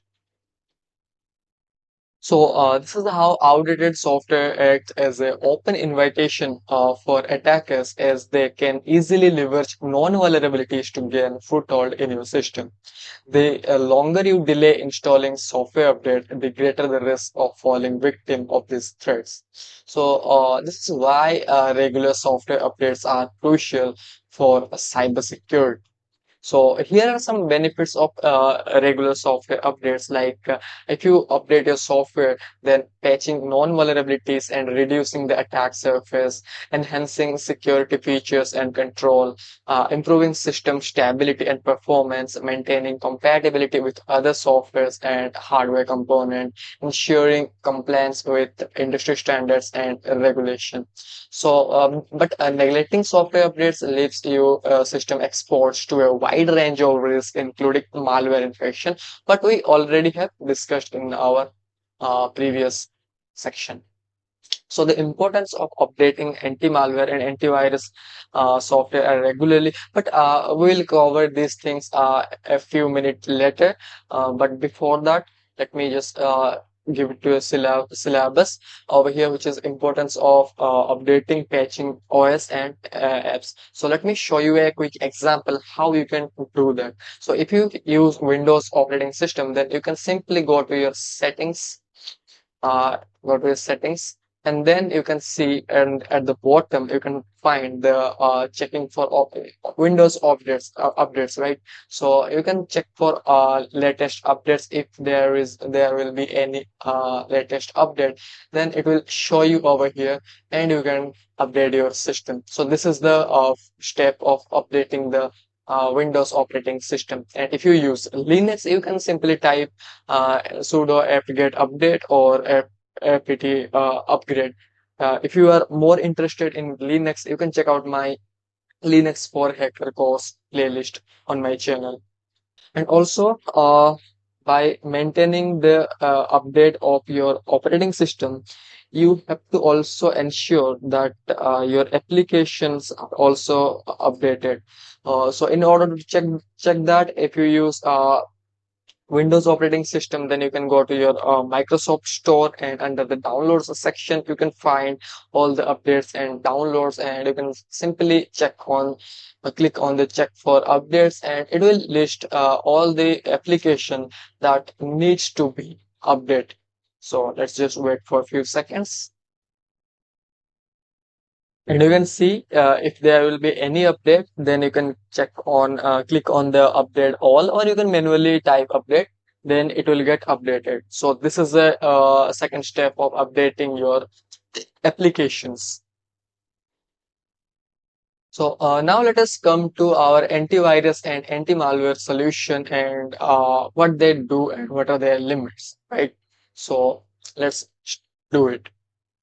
So here are some importance of updating anti-malware and antivirus softwares regularly. So we also have to update our systems, antivirus, anti-malware system. If you don't have any kind of anti-malware system installed on your computer or on your mobile phone, I recommend you to install it first in order to get protected. So anti-malware and antivirus software are essential tools in the fight against cyber threats. These solutions to cybersecurity threats works by detecting and blocking malicious software such as viruses, Trojan, and ransomware. However, their effectiveness relies heavily on the regular updates. You need to update the virus database and signatures regularly to keep your antivirus solution to detect latest threats. So malware authors continuously develop new strains, techniques, and variants to evade antivirus solution or to evade detection by traditional security software. So antivirus and anti-malware vendors respond by releasing updates that include the latest threat definition, signature, and heuristics to identify and neutralize emerging threats. So here are some best practices for keeping a software updated. The number one is enable automatic updates. Configure your operating system and applications to automatically download and install latest critical security updates whenever it is available. And also you can set a schedule for updates to minimize disruption in your workflow. Regularly check for updates. Prioritize critical updates such as security and antivirus definition updates. Maintain an inventory of software, implement a patch management process. So now it's the time to see a practical example of an anti-malware or an antivirus solution. So if you are using a Windows computer, then you might have previously installed Windows Security or Windows Defender. So Windows Defender is you can say this is basically Windows Defender is a firewall and both an antivirus solution for Windows by default. Microsoft provide Windows Defender pre-installed on mostly Windows computer. You can check it on, and after opening it, you can find the security dashboard where you can see the virus and threat protection option. You can quick scan to check quickly if you have any kind of virus or malicious program on your computer, and if it is found, then it will get removed automatically.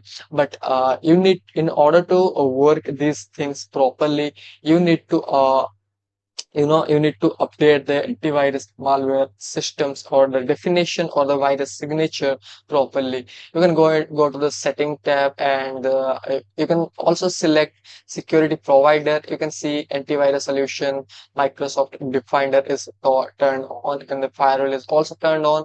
You can see all the available option over here. Make sure to enable these options: the real-time protection, dev drive protection, cloud delivered protection, all these things to turn on in order to get a robust security.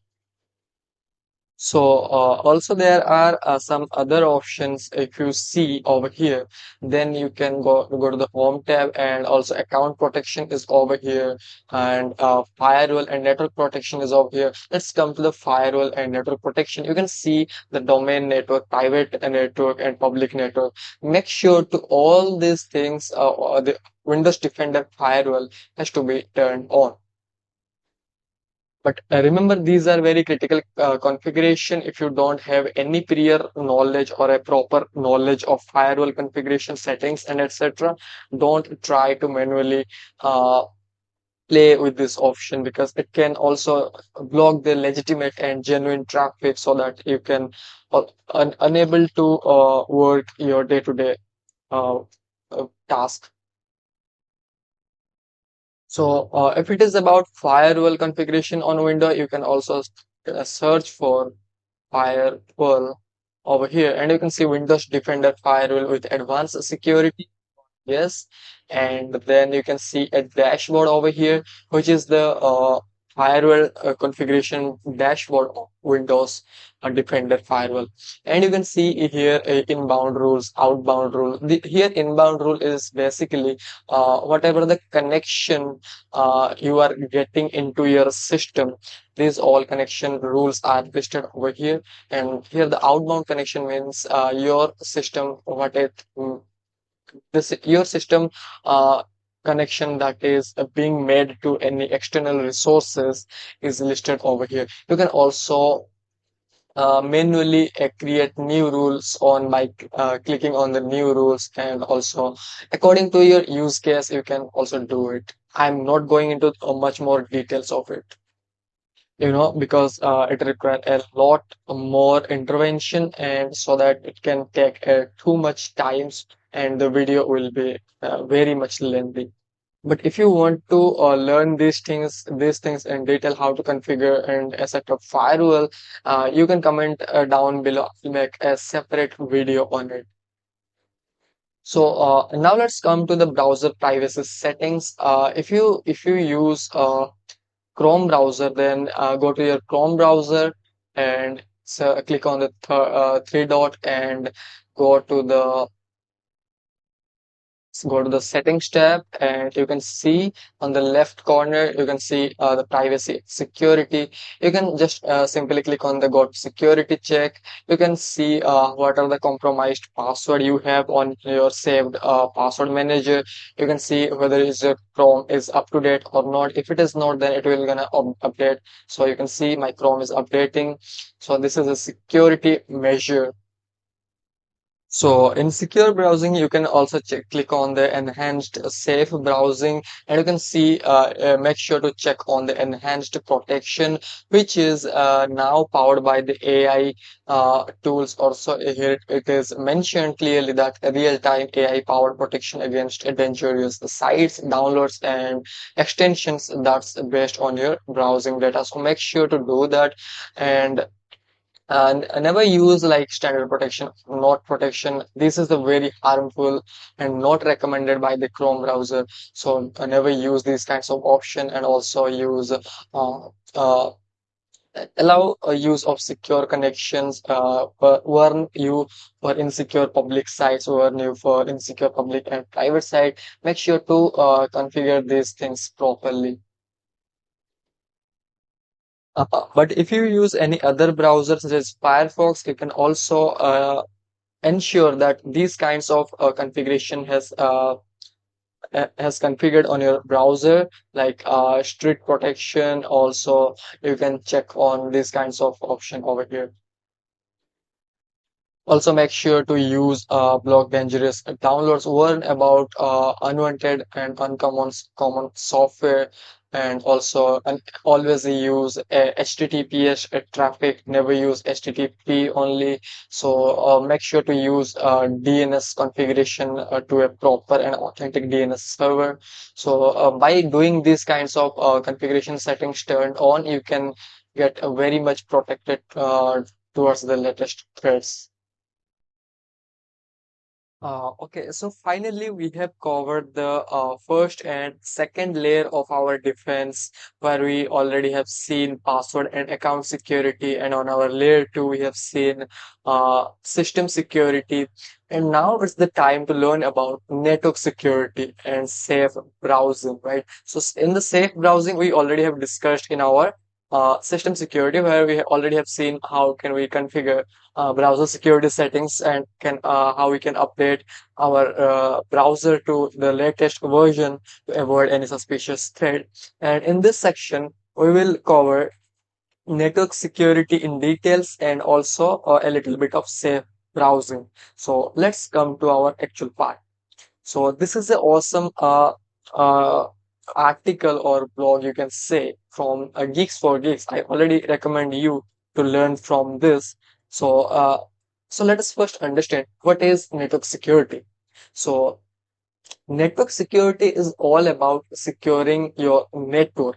And now you can ask a simple question: what is a network? So a network is basically a connection of two and more devices that can communicate with each other. I can show you a simple example over here, which is, you can see, if you search a network diagram over on Google, you can see, let me just show you what is the appropriate diagram. Simply, you can see over here, which is this is a net diagram of a simple network. On the middle of the center, you can see this is a server, and these are the end devices, or you can say the computer or the workstations that is connected to the server. And the server is basically serving all the data to the computer, and basically these all things are communicating with the server. All these computers are communicating with each other and server. So this is a simple diagram of a network. So in order to provide security to the network, we have to understand some few things, which is, what is network security? Any actions intend to safeguard the integrity and and usefulness of your data and network is known as security, right? So in other words, network security is defined as an activity created to protect the integrity of your network and data.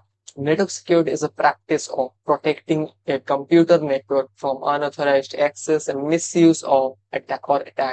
It involves using tools, technologies, policies, and procedures to ensure the confidentiality, integrity, and availability of systems and data within the network, to ensure that the data traveling over the network is safe and secure, keeping sensitive information away from hackers and other threats. So you can see this is a simple diagram, and so let's now understand, how does network security really work. So network security uses a several layer of protection, both at the edge of the network and within it. Each layer has rules and controls that determine who can access the network resources. People who are allowed to access can use the network safely, but those who try to harm it with attacks or other threats are stopped from doing so. So the basic principle of network security is protecting huge stored data and networks in layers that ensure the enforcement of rules and regulation that have to be acknowledged before performing any activity on the data. So these levels are, the first one is the physical network security, technical network security, administrative network security. So let's understand what is physical network security. So this is the most basic level of network security that includes protecting the data and the network through unauthorized personnel from acquiring control over the confidentiality of the network. The same can be achieved by using devices like biometric system, as we already have talked about in our multi-factor authentication section. We discussed about biometric systems. So another thing is the technical secure network security, which is primarily focused on protecting the data stored in the network or data involved in transaction or through the network. So these types serves two purposes. One is protected from unauthorized users, and another is protected from the malicious activities. And the third one is the administrative network security. So this level of network security protects users behavior, like how the permissions has been granted and how the authorization process takes place. This is also ensures the level of sophistication the network might need for protecting it through all the attacks. The level also suggests necessary demands that have to be done to the infrastructure. So, in order to secure our network, there is an awesome tool in our security market which is called as firewall. So, let's understand what a firewall is. So, basically, a firewall is a network security device. Either it can be hardware or a software based, which monitor all the incoming and outgoing connection or traffics based on the defined set of security rules. Expect it can accept it, or it can reject, or it can drop that specific traffic. But before firewall, network security was performed by the access control lists residing on a router. So this is another topic of access control list. So you can see, and this is a basic diagram where this is called as WAN, you already have know about, which is a wide area network, and this is LAN, local area network. So there middle of this, here we have our firewall, which is securing our local area network from the WAN to downloading any kind of malware or suspicious file. It can, the firewall can drop the packages over here. So let's now come to another security topic, which is a VPN security. So what is a VPN? Is a VPN, or you can say a virtual private network, is a kind of security solution software which encrypts the connection between a device and a network, usually over the internet. A remote access VPN, commonly used in IPsec or secure socket layer or SSL, to verify secure the communication between the devices and the network. This encryption ensures that data transmitted between the devices and the network remains private and secure from unauthorized access.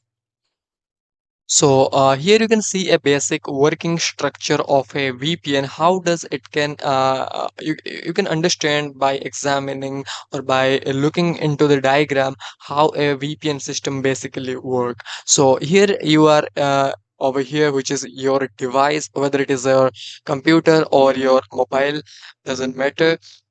And if you want to access the internet, in a general case, what you do, you can directly jump into this part, right, to access the internet. But if you use a VPN system, then it will act basically as an intermediary server between your device and the actual server or the actual internet you are trying to access.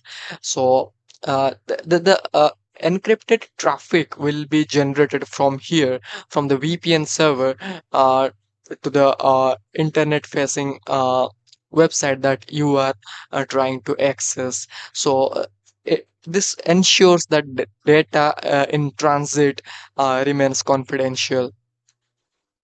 So, as I already have shown you how you can, uh,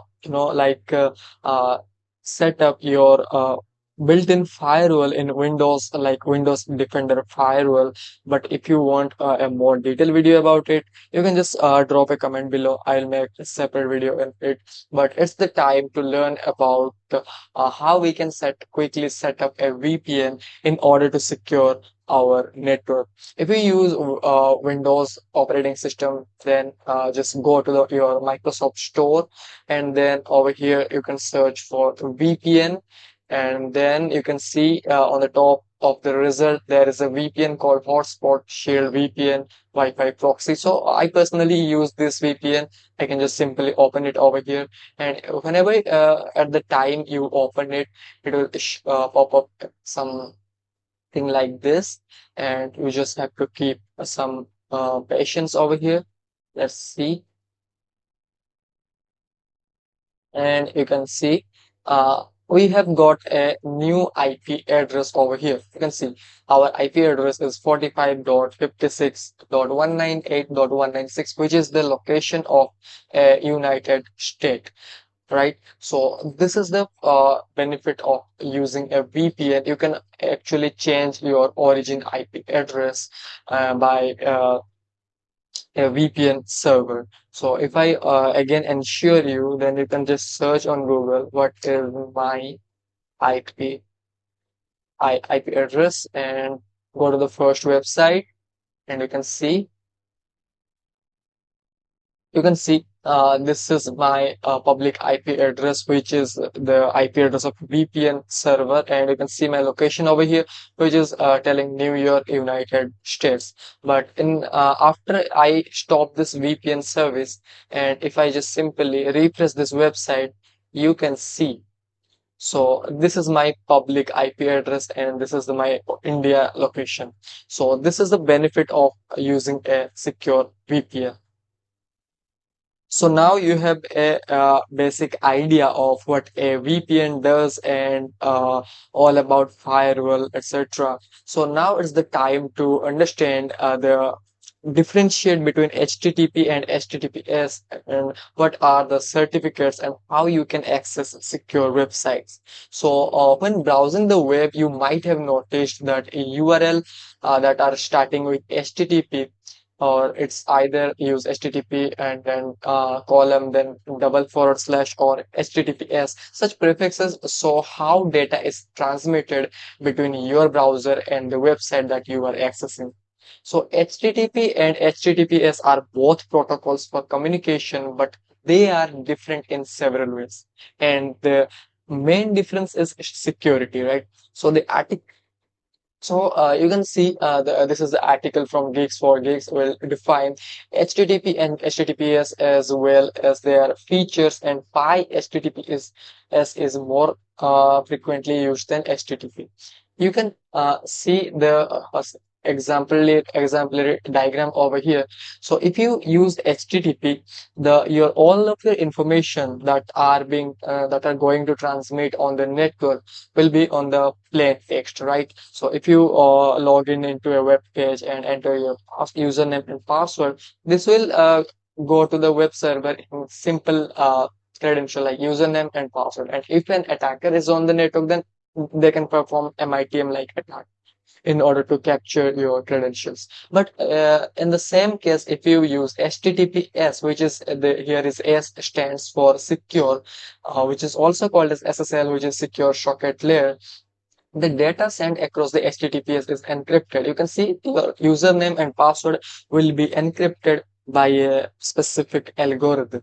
So this is a more secure way to transmit your data in a network. So if I just show you, you can click on this protection layer over here, and you can see, you can click on the lock symbol and connection. You can see your connection is securely connected to the site. So if you click on the more information, you can see the site's information, which is the website, the certificate. You can see the certificate of this site, and also a lot more details about the connection or the HTTPS. If I click on this, then you can see here is a S, right? So this suggests that my connection is on HTTPS, not on HTTP. And on the other hand, if I visit a non-secure site, for example, this is a example site of httpforever.com. If you visit it, you can see the symbol on your browser's search bar, which is not secure. This suggests that site information for HTTP http://forever.com is not secure, and you are not securely connected to the site. Your connection to the site is not private. Information you submit could be viewed by others, such as password, message, and other credit card information. So this is why the HTTPS is important in modern browsing. So the moral of the conclusion is, or you can say the moral of the story is, the HTTP and HTTPS are both the protocol used in the web application to transfer data, but you need to use HTTPS for more secure browsing experience and to prevent from the latest threat. So now, after all, you need to learn about wireless security, right? So let's learn about what is wireless security. So wireless network security is, we already have talked about network security, right? So if we come to wireless network security, then it is all about your securing your router, configuring your best practices on your router to make your home network secure. So how does a wireless security basically work is, it can create layers of defenses by combining encryption, authentication, access control across all devices, right?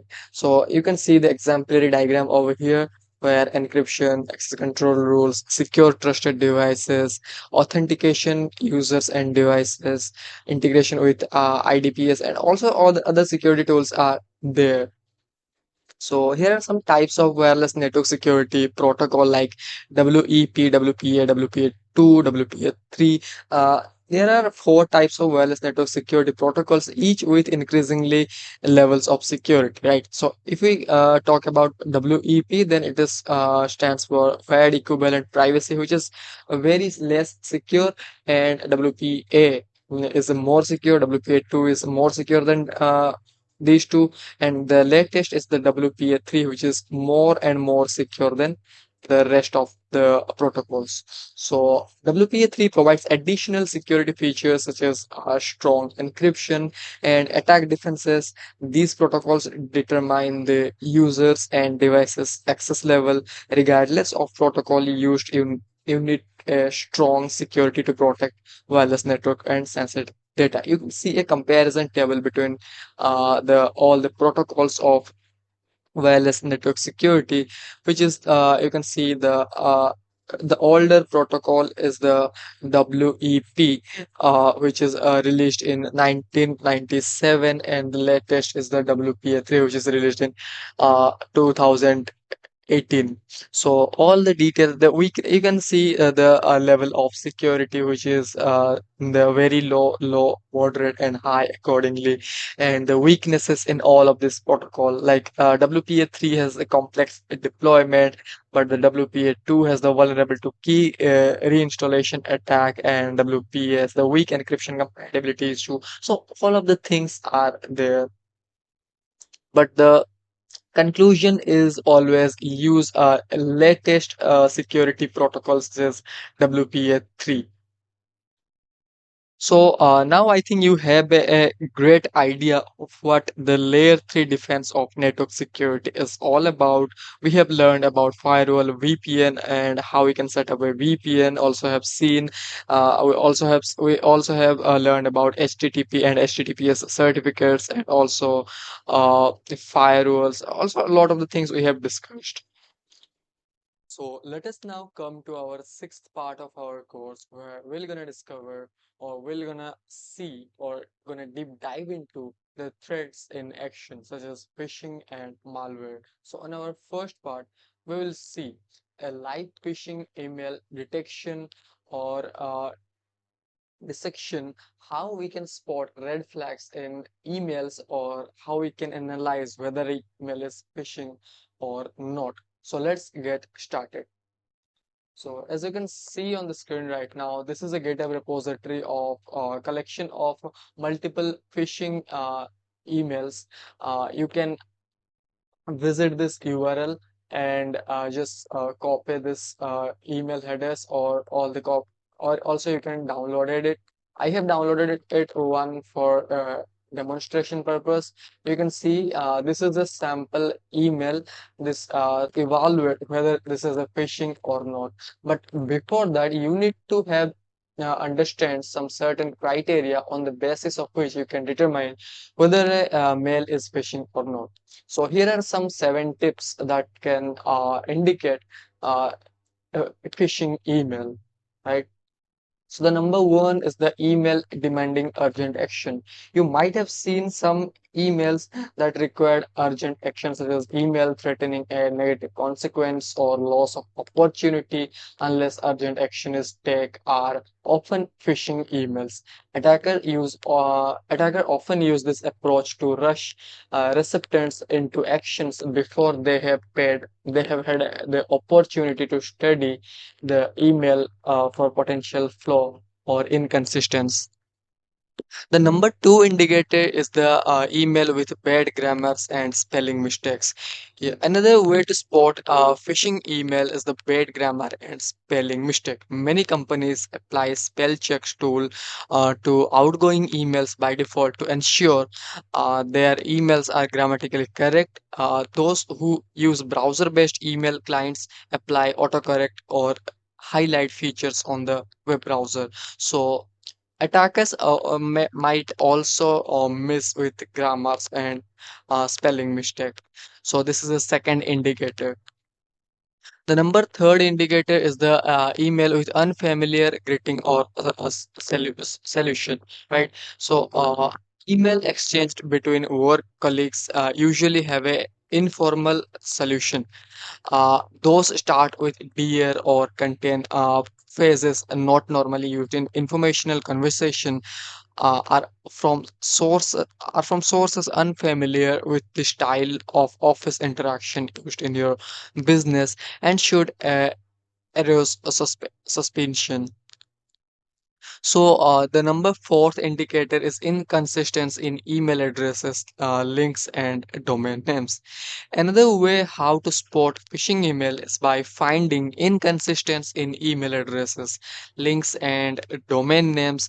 Does the email originate from an organization that is corresponded with often, or if so, check the sender's address against previous emails from the same organization. Look to see if a link is legitimate by hovering the mouse pointer over the link to see what pops up. If an email alignedly originates from, says, Google, but the domain name reads something else, report the email as a phishing. Number fifth is the suspicious attachment. Most work-related file sharing now takes place via collaboration tools such as SharePoint, OneDrive, Dropbox. Therefore, internal emails with attachment should always be treated suspiciously, especially if they have an unfamiliar extension or one commonly associated with malware such as .zip, .exe, .scr, etc. The number sixth indicator is the email requesting login credential, payment information, or sensitive data. Email originating from an unsuspected or unfamiliar sender that requests login credential, payment information, or other sensitive data should always be treated with caution.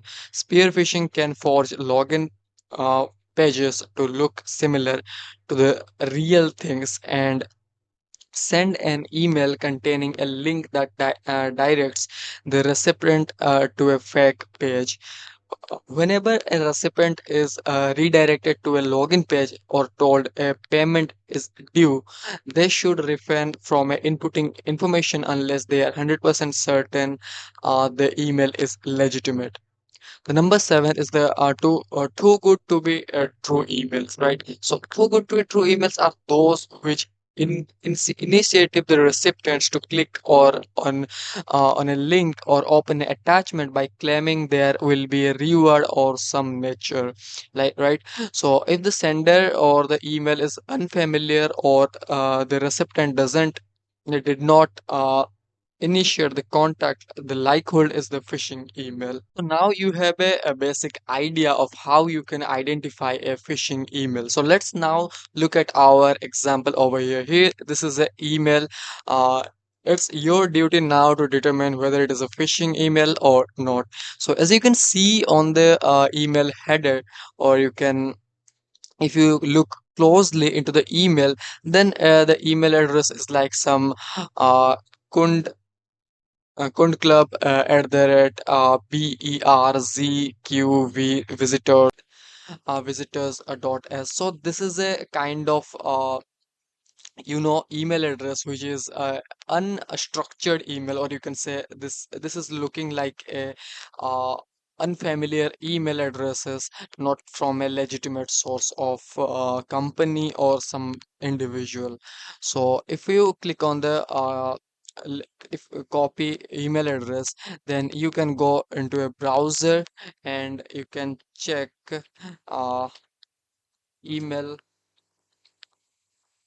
verify, and on the first link if you click, and you just have to paste the email address and click on the validate, and validate the captcha also, and then you can see this email address is a valid email address, but this is only that the email server is alive and this is a deliverable, but this doesn't means that this is not a phishing email. So in order to verify that, you need to look at closely at the email address and the email headers, right? So if you look at the email address, then you can see there is a certain kind of urgency, right? So if you look at the message, you may lose your all cryptocurrency. So this is strictly indicate that the email address comes with a sense of urgency to make the victim quickly click on the suspicious attachment or the link. So if you read this, then you can see, hi, your wallet requires immediate action. You can see the keyword is used over here, which is immediate action. That is 100% pointing towards the sense of urgency, right? So it has been temporarily suspended for a security reason. To safeguard your asset, you can prevent the removal from our system. Please upgrade your wallet before 30 July. If you don't complete the update manually, if you don't upgrade, so you may lose permanently your cryptocurrency holding account. So this is purely indicate that this is creating a sense of urgency to quickly make the victim click on this link which is given over here. Just press here to log in. If you hover mouse over it, then you can see what is the link that the email is going you to redirect over. But in order to analyze this email more closely, you can just simply copy the raw file of this email, and you can simply go to a tool which is MX Toolbox and just paste it over here and click on the analyze header option over here, and then just you wait few seconds and you can see all the detailed information of the email, which is delivery information, that is the SPF alignment, or whether it is PKIM alignment, all the details of the information, what server the mail server is using, which is Microsoft SMTP server, the timestamps, and also where it is came from, the SPF policy, the IP address. You can also check whether it is suspicious or not by visiting the website virus total. You can just paste it over here and analyze it. So here in this case, this is not any suspicious, but that doesn't mean this is not a phishing email. So you can also check other email headers such as authentication result, uh, uh, feedback ID, and also any other details of the in email headers. You can see all the detailed information over here, right? So there is also another tool which is called EML Analyzer. If you click on this, then you can simply upload the sample email which is over here and click on the analyze and wait few seconds. You can see the spam score is 2.1, which is too good, but that doesn't mean it's not a it's not a phishing email. You can see where it is came from and where it is sent to, and the IP address, all the information, email headers, and also the sender's IP address, and all the URLs that are being used inside the email, right? So you can see this is the URL. You can the see that the EML analyzer has extracted the URLs. Also, you can click on this virus total to analyze it on virus total to check whether the email is the link used in this email body is a phishing URL or not. You can see all the HTML document of the information over here. You can see all the extracted domains. You can also check the certificate validity and virus total information to investigate the phishing email analysis more closely or more deeply. So if you found any suspicious things in the URL, you can see this is a suspicious URL and it suggests that this is a phishing URL. So these kinds of thing you can check by using virus total.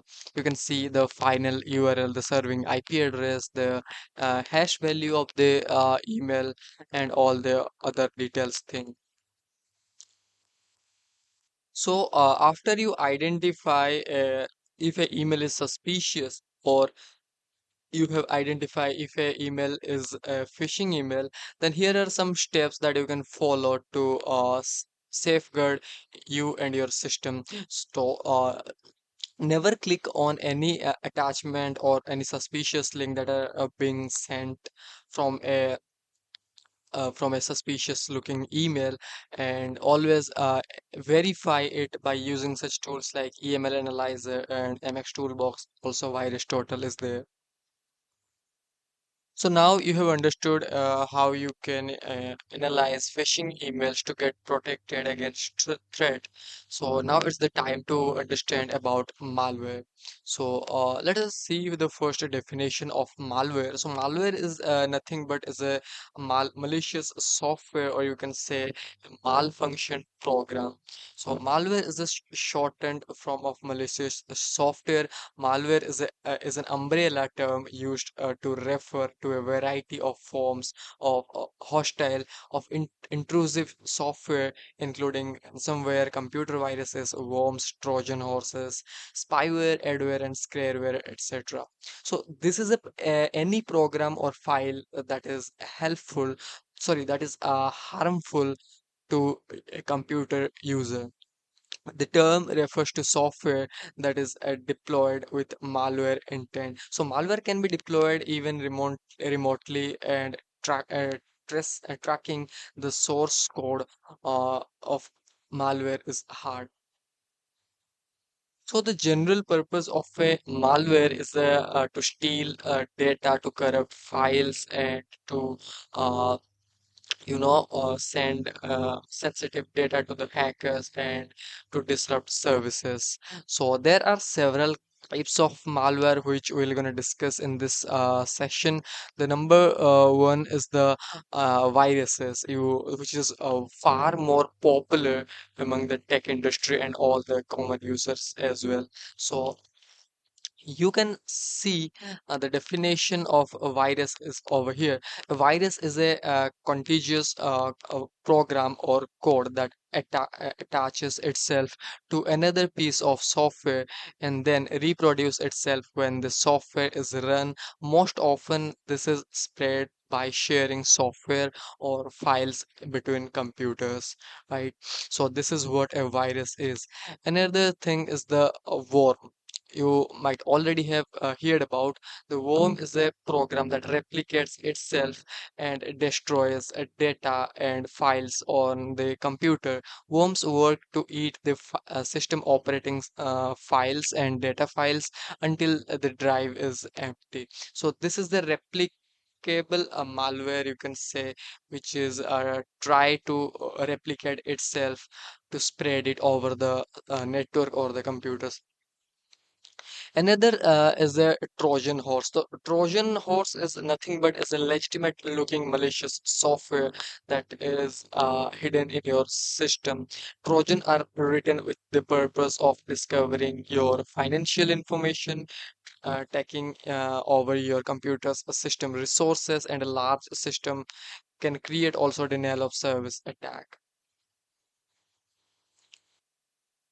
Another malware type is the adware. This is the latest, dangerous, and most lucrative malware. Adware displays ads on your computer, right? So it displays pop-up ad to click on phishing links or any suspicious links that can be downloaded on your system.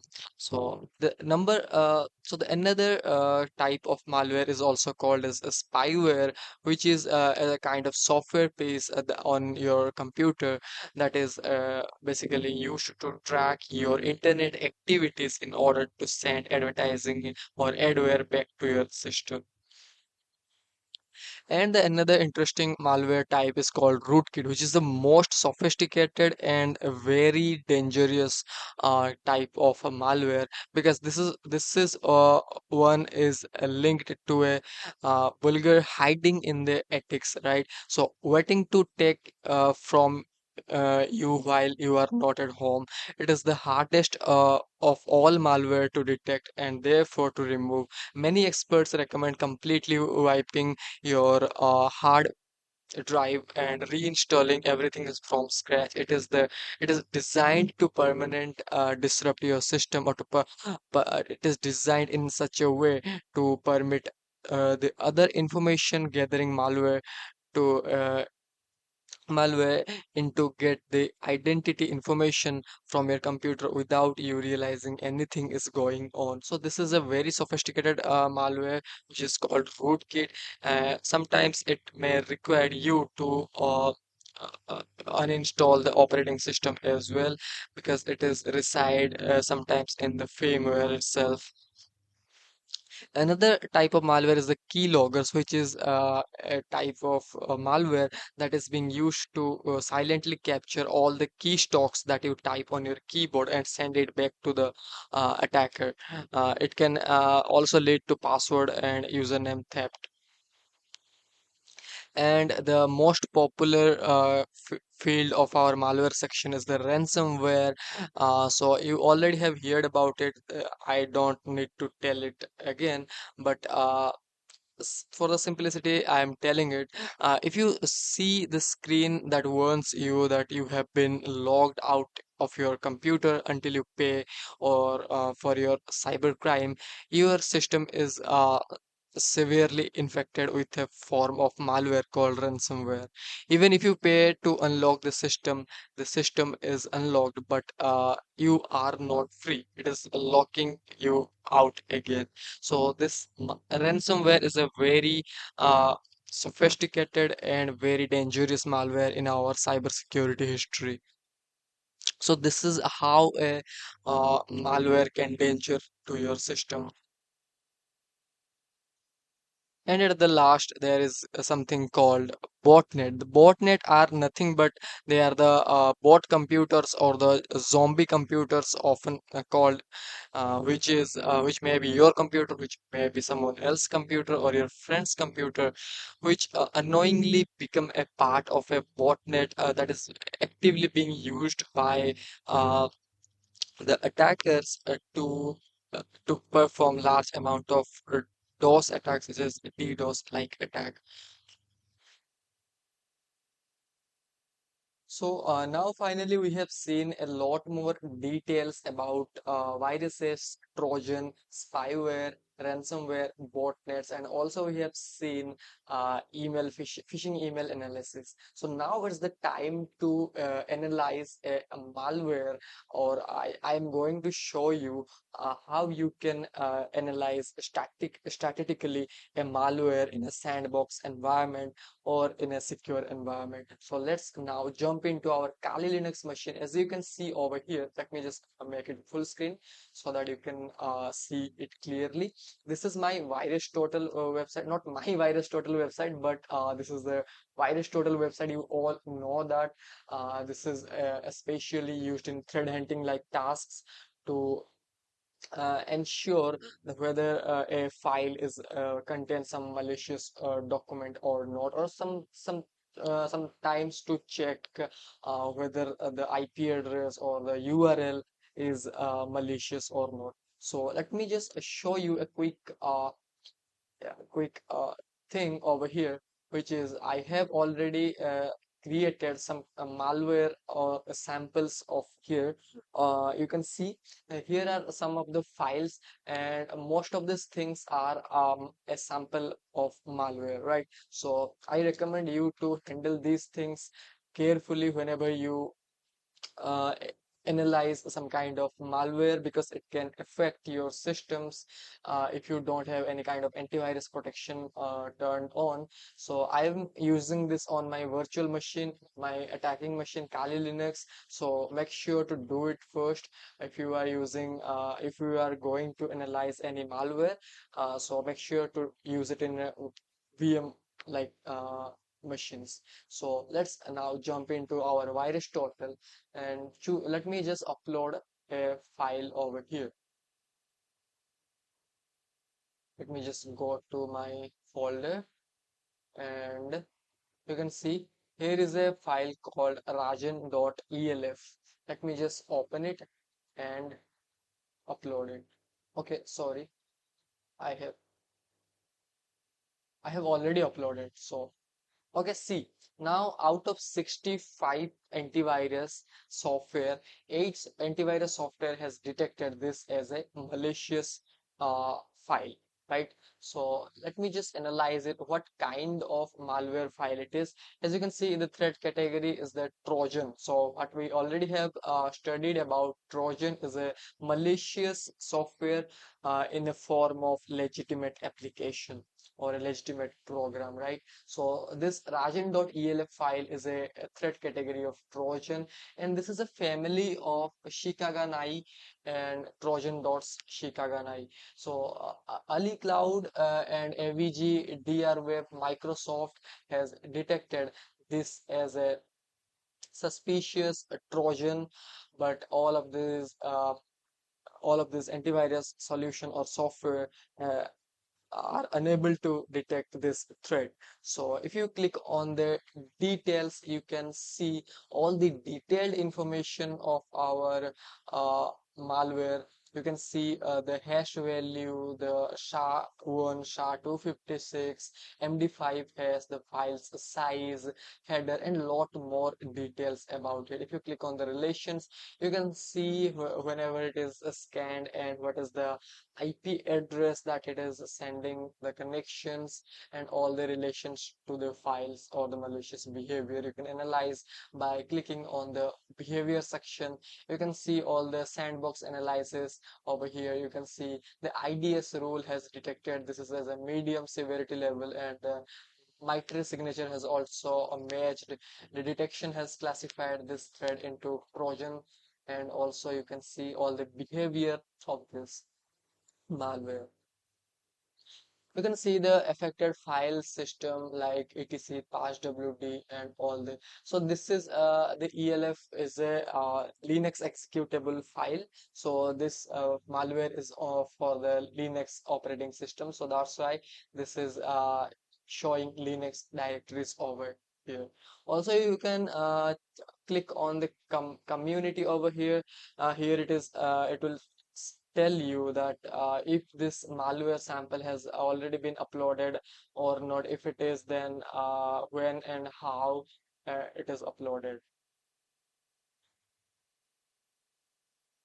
Let me just show you another example of how you can scan for malware. You can see this is a long file of .exe. Let me just copy it and make calculate it hash. So I will simply use cat, then the file name, and then the pipe symbol and the MD5 some.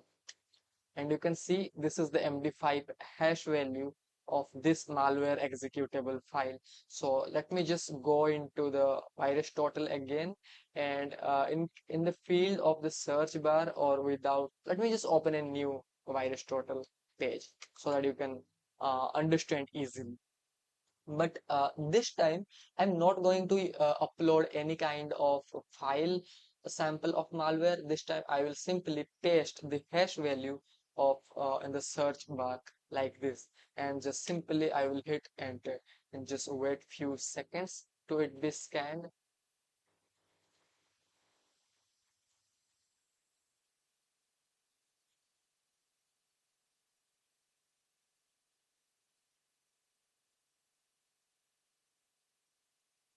And you can see out of 72 antiviruses, 67 antivirus software has detected this as a malicious binary or executable. And the threat category is the ransomware or ransomware and Trojan both. So what is this? This is a WannaCry ransomware. So this is a very popular ransomware which has a large impact in our cybersecurity history. You can also check it out on the blog articles or on the internet. So this is the classification of WannaCry ransomware. You can check on the details, relations, behavior, community as well. So why I have did this, because instead of always uploading the malware sample, it is a very safer approach to calculate its hash value and then submit it on virus total like a website to check this anomalous behavior, because we already have studied about how integrity or how hash functions work in file integrity to check whether it is changed, modified or not. So this was all about malware analysis and phishing email analysis. We'll catch you in the next video. So hello and welcome back to another session of this cybersecurity course, where in this part we will gonna deep dive into the topic how you can solve any CTF, right?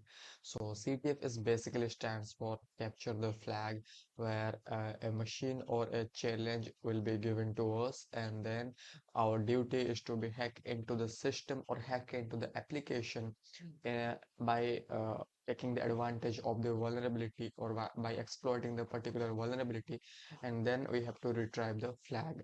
So this is a, you can see this is a try hack me room, you can say. This is a name of a non-digger. This room is made up by me, so I am the creator of this room. You can try this. I will give this room link on the description, so you can try it. In this video we are going to solve this a non-digger room. So you can see this is an easy level room, so every beginner can get your hands dirty upon it. So let's start it. But before moving into the detail, make sure you have a TryHackMe account, and then by following the link given in the description, you can jump into this room directly, and then you can just simply join the room and then start the machine instance. And you can see we have gotten the IP address of this machine. Let's you can read it. I am just skipping it for now. You can read it. Let's just copy the IP address and just move back to our Kali Linux terminal. So this will be our attacking machine for this session. Kali Linux machine. If you have any other distros such as Parrot OS, then also it will work smoothly. So let us check first our connectivity by doing ping command and then paste the IP address, and you can see we are getting responses back from the server. So this is clear that we have the connectivity, 100% connectivity to the target server. But before that, you need to configure the OpenVPN first. Yeah, you can see I have already run the VPN file, so that I got the IP address of 10.21.636, right? So this is the IP address of my OpenVPN server.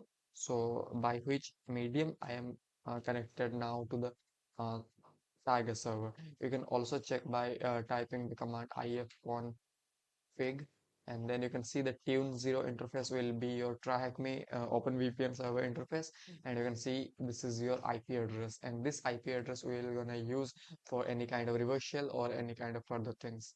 So let's move on. So our first task will be to enumerate or to reconnaissance first the target. About we have to scan the network. As we have the IP address, our first duty is the network scanning and reconnaissance. And the tool used for the network scanning, as you all know, which is Nmap. So I am giving the command Nmap hyphen double V for the verbosity, then hyphen P hyphen I'm scanning this all port for this IP address, and then the IP address of this target server, and then I am using the stealth mode so that I can do it fastly.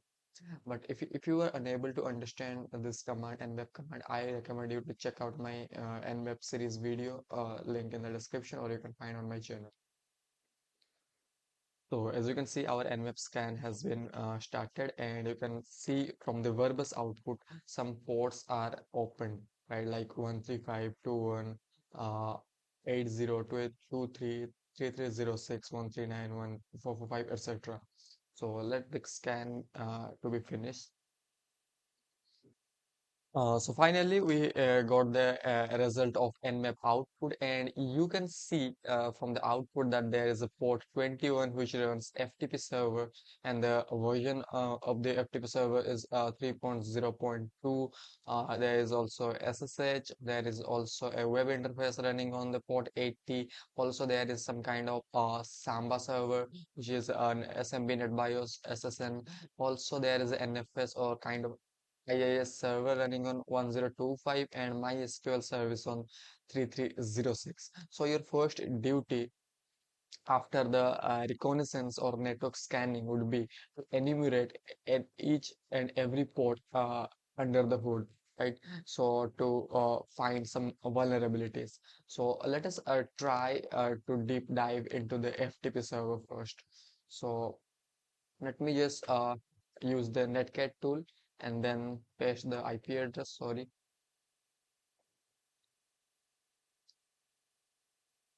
Netcat, and then simply paste the IP address and then port, specify the port which you want to connect.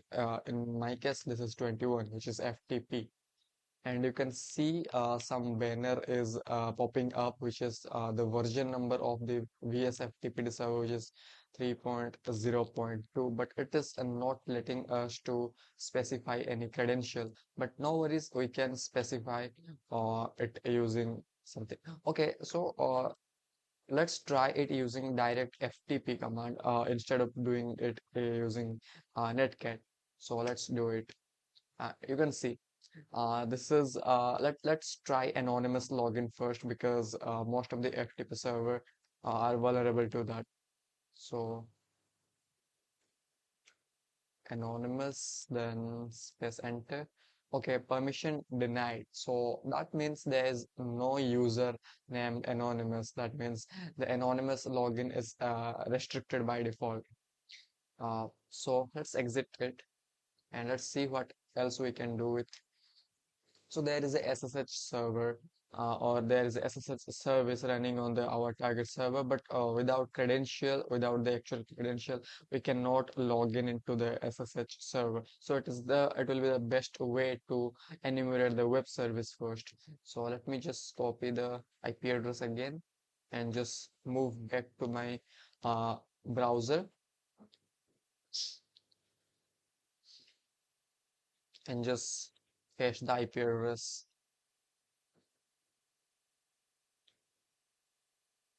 And you can see this is some kind of web interface is over here. Anondigger is everywhere. You can't escape from it.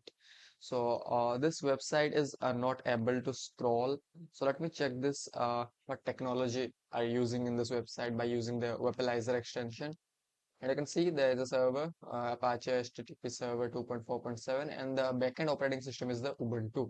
So it's now clear that our target is a Ubuntu Linux server. So let's try by doing directory boot.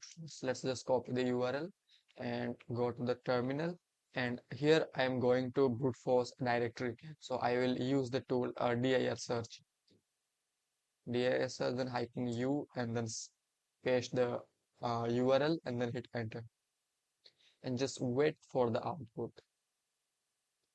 And you can see our tool has been started, and let's see what hidden directory it can found.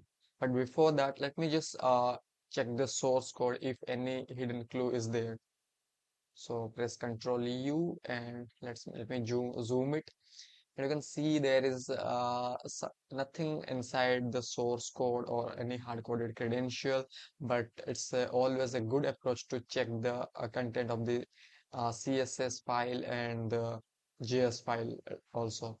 So let me open it in a new tab and let me dive into the CSS file first. So there is nothing something interesting over here. So let me just close it.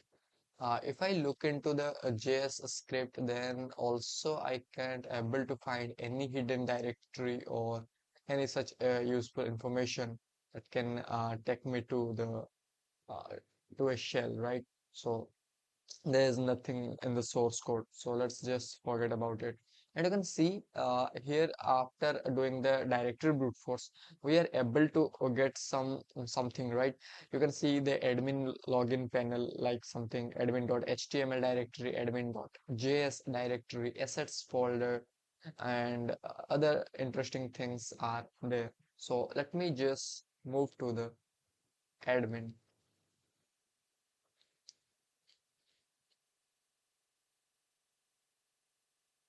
Okay, so here is some kind of login panel, right? This is the admin login. It is asking for the username and password. Let me just give you hit a few common passwords such as admin, and then hit enter. Let's see, invalid username or password.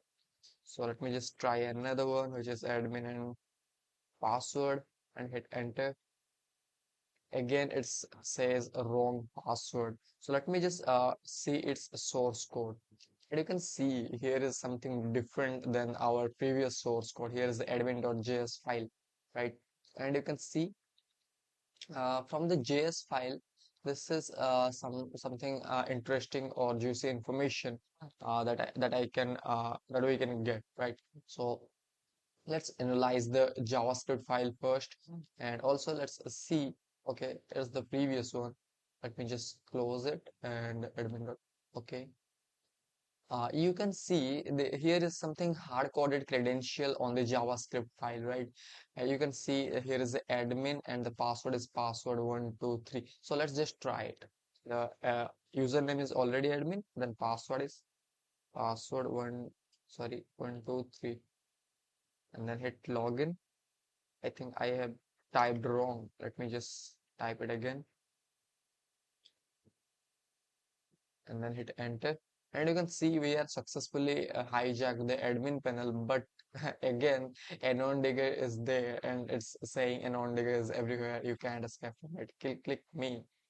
Okay. Oh shit. We got we got the a funny meme, right? So I think this is kind of a rabbit hole. Let me just see its source code, whether it is saying okay.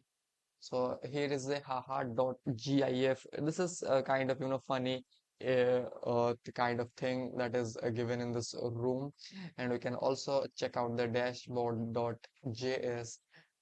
Here is nothing interesting inside it, so let's forget about it. But I think this room, okay, so I made this room on the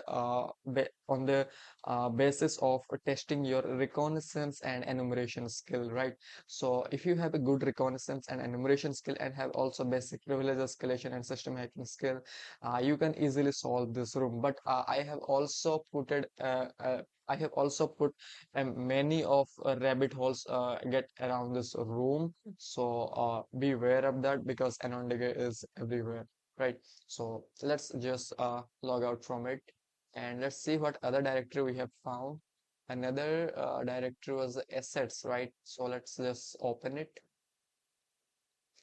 And you can see here is a kind of a backend code.php. If I click on it, then I think it may be probably downloaded. Not really. Okay, so let's check it the source code, and you can see here is some garbage file, right? This is a example dummy scripts of PHP. So this is not something useful over here. Here is a backup directory, new, old, password. It's looking interesting. Let's see. No, there is nothing inside it. Uh, Also there is a root directory. Let's see, root.mp4. Okay, I think there also this is a another rabbit hole we got trapped in. So let's forget about it. And here is a user directory. Let's check it. If, user info.json. Maybe it may be useful for. Oh, okay. We have got something juicy, right? We have got a many username, email addresses, phone number, but these are a huge amount of data, and I don't think this will be helpful, right? So let's also forget about it. Also, there is some kind of directory called secrets. Let's open it. Okay, there is a some PPT file. Uh, let's open it.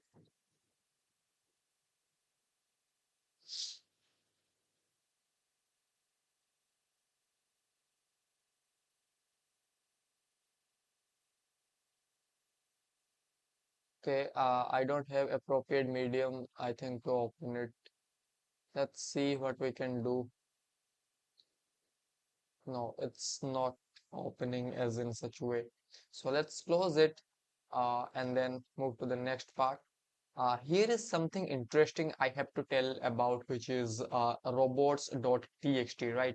This is a very interesting directory in most of the real world web application where it is specified for the web crawler or the search engine what directory should be crawled by the search engine, or what directories or what locations are not. So let's just paste it and see what else we can do. Okay, see, there is some directories that are disallowed for the common user access, whereas Rajan, Tanu, Tanusri, and I don't care, Oro Paradise, and come on. So let's check it one by one. So let's do it for it, Rajan first. You can see here is nothing. So let me move to a new directory. Let's try Tanu this time. Also, here is nothing inside it. Let's try Tanushri.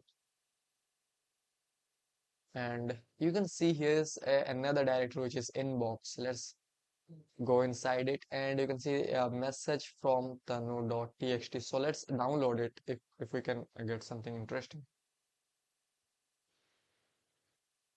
So as you can see, this is the message from somebody which is Raj, and even after everything. So you can read this, but any suspicious thing that I am looking for, which is this. You can see here is the message. This is which says that here is something you can understand, and above from all of this, this message is looking something suspicious, right? This is a kind of encoded or encrypted message.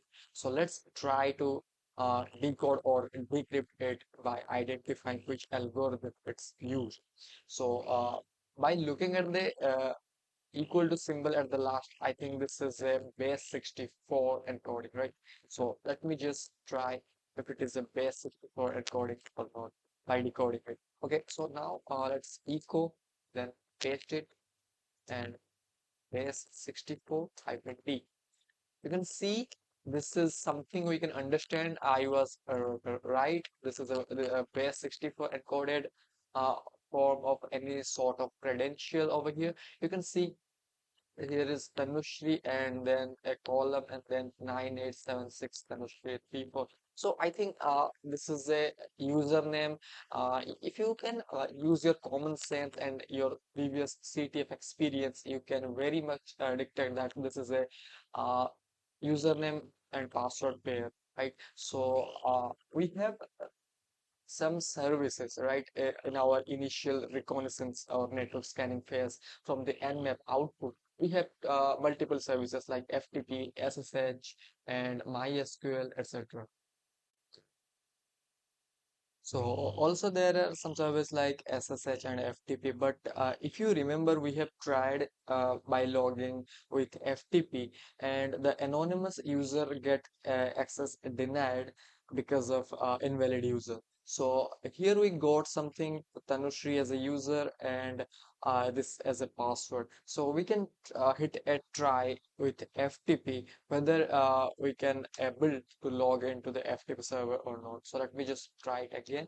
Write FTP and then let me just copy the IP address again. Plus, okay, so it and paste it over here. And just you have to simply press enter. But before that, I think I have a network connectivity issue. Let me just check. Oh, sorry. Just wait few seconds.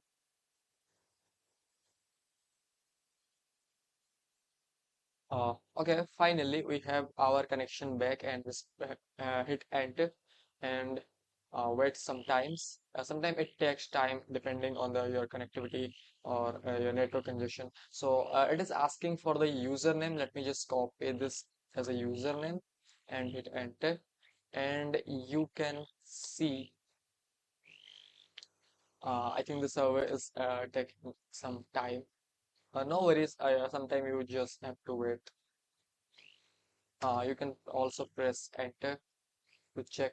I think, okay, so this is the correct username, right? So it is asking for the please specify password. So let me just copy the password if it will be correct and if everything goes right. So let's just press enter and you can see login successful. So this was a valid credential of the user Tanushree what we have got. So our first step is to now enumerate the FTP server as because we are currently in the FTP server, right? So let me check my directory where I am.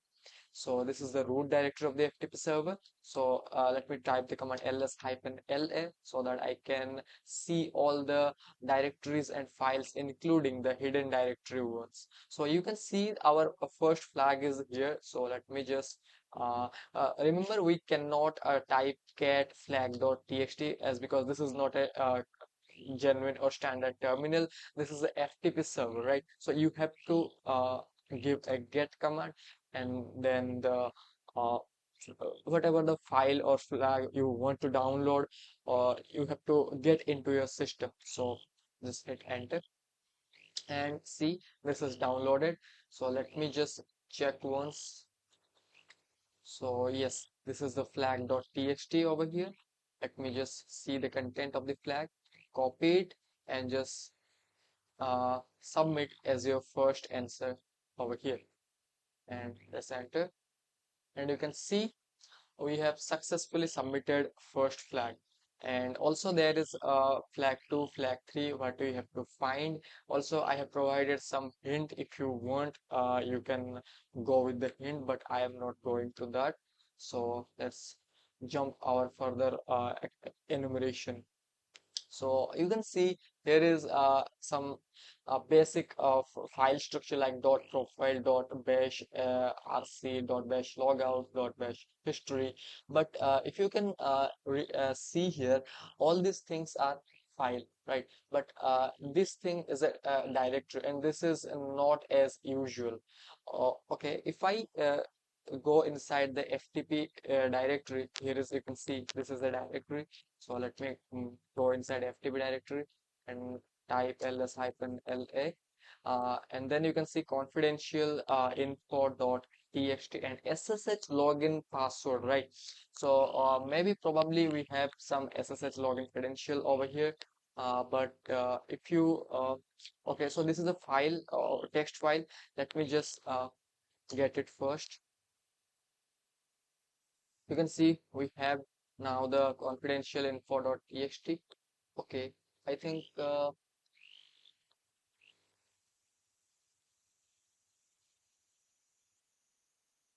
Okay, so as this is a hidden directory, I have to specify ls-la and let's see its content, what it has. And you can see this is something kind of encoded string. Probably it should be base 64 as like our previous one. So let's decode it. Another, okay, so this is kind of, some text message maybe, or kind of some password. I don't know what it is, but this is something meaningful, right? But let it be here and move to our FTP server and check what else we can get. So also there is something kind of SSH login password. Let's get it. .ssh. Okay, sorry, I have specified a wrong file name. Okay, now let's see it. And you can see again the same message, unknown digger is everywhere. You can't escape from it. So here's nothing. I think again it's also a trap, or you can say it's also a rabbit hole, right? So let's jump to our another directory. You can see here is something called H0STL3, like kind of directory. Let me just go inside the directory and see uh, if there is something interesting. So let's type ls-la and you can see new Nayak hostel.jpg. Maybe it's a JPG means it's a image file. So let's download it. Okay, let me copy it first, paste it, and okay. So now you can see then this file has been downloaded successfully, right? So let's open it. I will use a display command and then just simply okay, so this is kind of something kind of a building, this is looking like a apartment building, or as this file name suggests, new Nayak hostel.jpg. Probably it may be a hostel picture, right? And the name of the hostel is New Nayak. But okay, so another concept that is thrilling into my mind, which is steganography, right? You already have might heard about something steganography in my video, or if not, then let me clear it first. Steganography is the process of hiding information inside any image or inside any file, whether it is a it doesn't matter what kind of file it is, like it can be an image file, it can be a video file, audio file, etc. So, in order to extract sensitive information from a image, you need to apply steganography technique. But first, you have to ensure that whether it is a stego image or not. So for that, we have some sort of tool which is kind of EXIF tool. Then specify the image name and hit enter, and you can see there is no comment, no author name, no such interesting useful things. But no worries, we have another tool, bin work, and -e is used for extraction, and then hit enter. And let's see, also it's I think it doesn't have any short of things, right? But so if it is a stego image, then we can use steg which is a popular tool. We can try to brute force this particular image to uncover the hidden data by brute forcing with non-word list, right? So let me press enter and let's see if it is able to crack anything. No, could not find any passphrase, right? So maybe it could be a stego image, but the word list doesn't have the correct passphrase, right? So if you remember, we had something right over here, which is from our reconnaissance, which is this, you know. So or maybe this is a password kind of something. So let me just try it by copying it and use another tool, stag. Uh,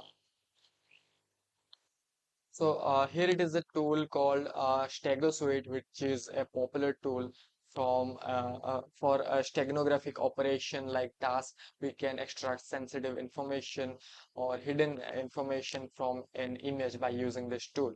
So let me open its GUI version and let's see. Okay, so now I have to upload this image and let me move to our directory where it is ehm, then a non-digger like hostel.jpg, open it and let me just zoom it. You can see we have to provide the passphrase what I have copied. Let me just paste it and click on the extract. Okay, could not extract a wrong key. So maybe it is a wrong key. I have to enumerate it more. So let's try our further move. So let's enumerate the FTP server something deep so that we can able to uncover some hidden passphrase for the that is required to decrypt the steganography image, right? So let's type the command ls-la and you can see.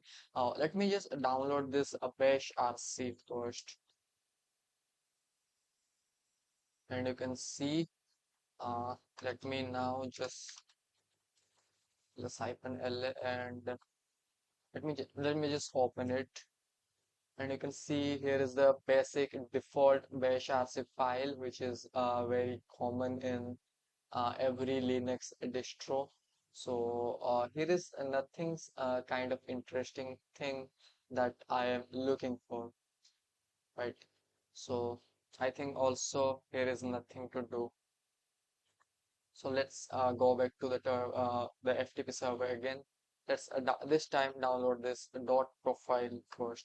Remember, if one thing doesn't work, that doesn't mean this room is hard or kind of it cannot be solvable.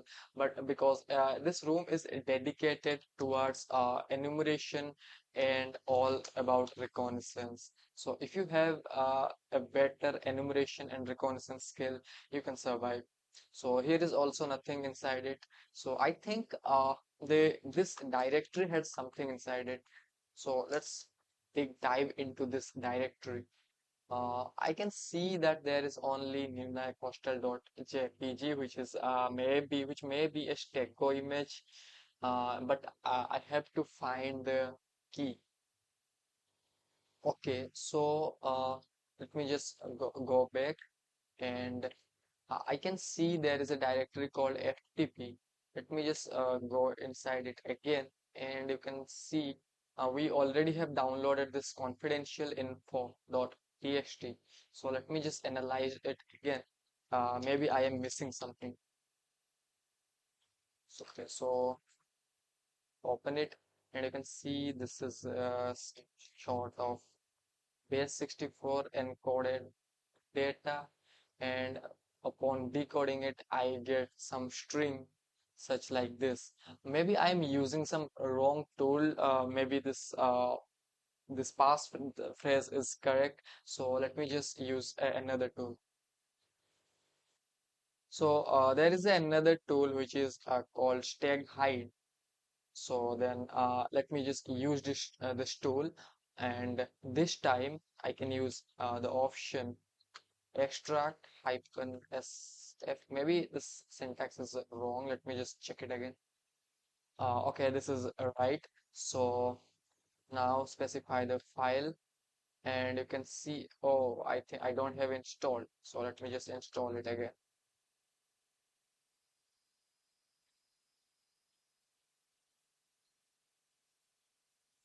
Okay, so finally this tool has successfully been installed. So now let's run the command again, and you can see this is asking for the passphrase. Let me just copy the password and hit enter, and you can see this is the right password. So I was using a wrong tool, so that's why maybe this is kind of a tool specific error. So sometimes these kinds of error happen, you have to overcome it.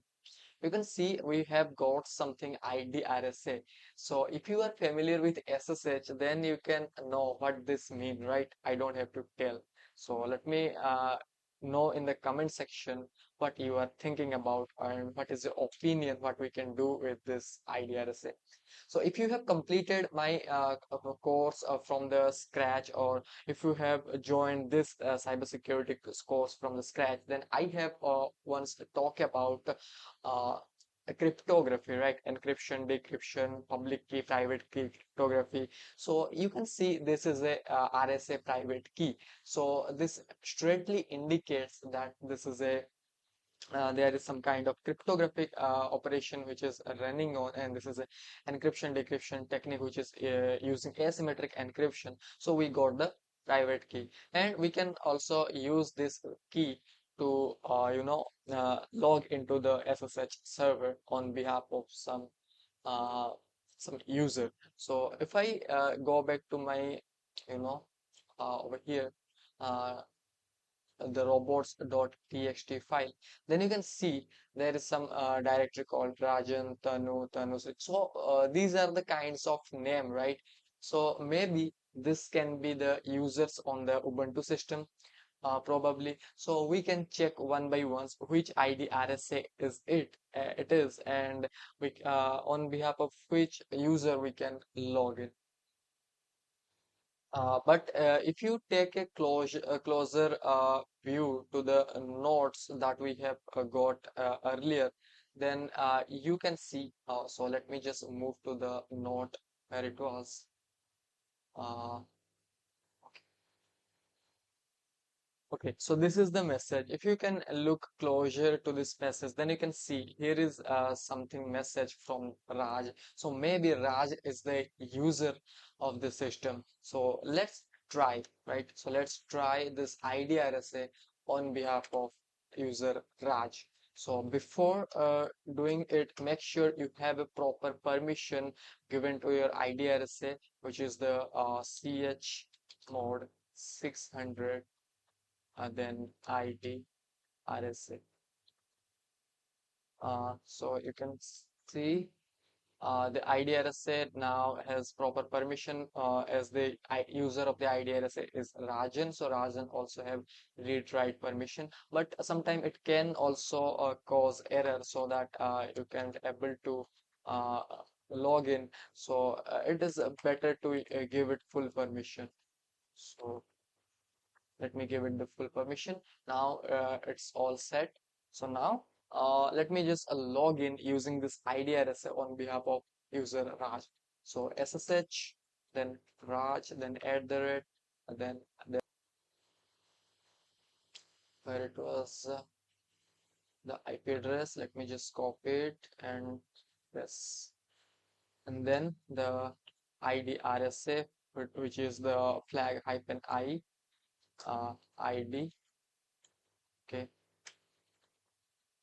ID RSA, and then hit enter. And you can see, just type yes, and it is asking for password. Okay, so it is asking for password, which it shouldn't be, because the IDRSA has a paid permission. I have already told you that sometimes it causes permission error, so you have to keep the proper permission set on. So let me give it 600 again, and this time try to log in. So, okay, so there is some hint given on this challenge. You can see if you press on this hint, then this is a question hint, which is the command hint of SSH.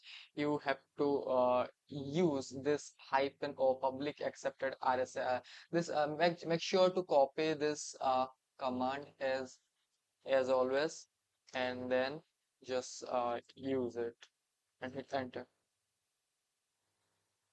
And this time you can see we are successfully logged into this SSH server, right? So if I type ID, then you can see here a Raj logged in as a Raj user. If I also type who am I, you can see we are Raj on the system. So as our first move, let me just grab the second flag over here. So where it was, okay, there is nothing which is flag2.txt. So we will find in our further enumeration task, but don't worry about it. So our as a first step, I have to identify how many users the system has. So for that, I have to see the password file, and you can see here is a user called Tanu and Raj, Tanushri, and also some FTP user. So, okay, so there is a three standard user, right? The number one is the Tanu, which we have to escalate our privileges, and we are currently logged in as a Raj user, and then the Tanushri user is also there. But our ultimate goal is to be to access the root privileges. Sometime we can also jump into direct root if there is that kind of misconfiguration on the system. But also sometime we have to move laterally, or you can say we have to do horizontal privilege escalation in order to get root access. So that's upon you guys. You have to enumerate this system, and you have to enumerate more deeply. But remember, the deeper you can enumerate, the better you can penetrate, right?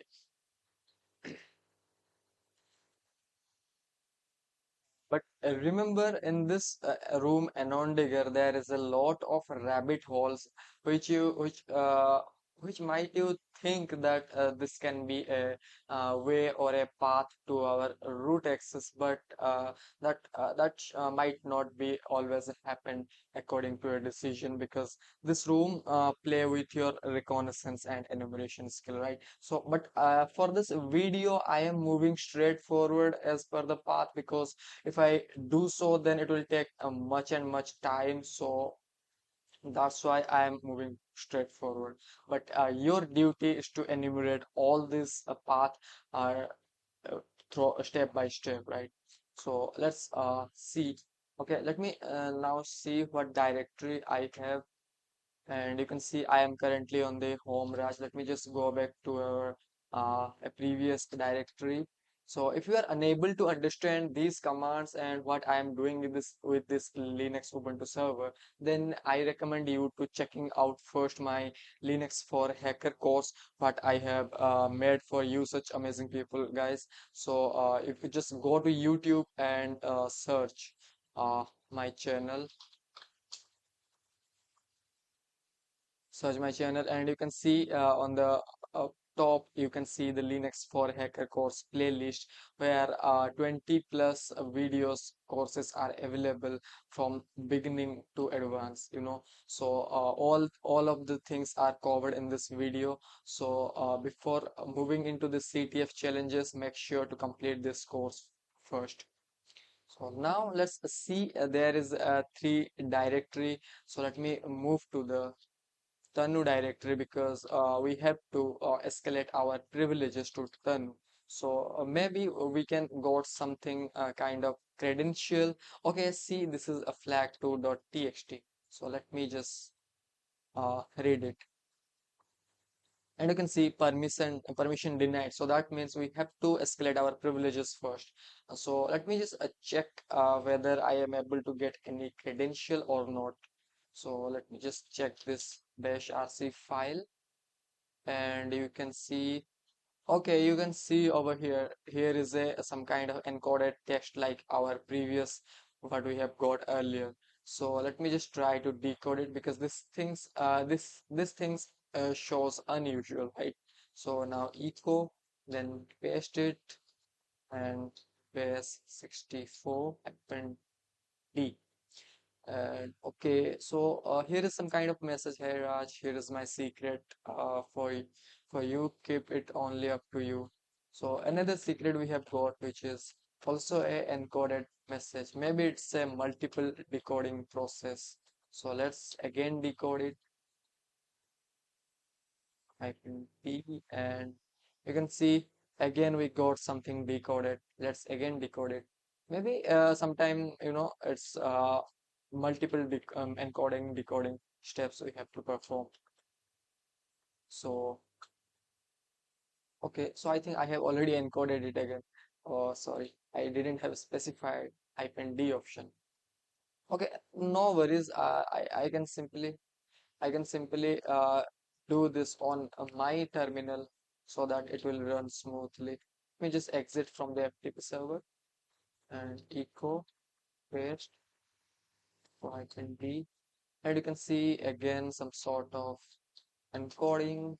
Let's record -d. Okay, I have typed wrong.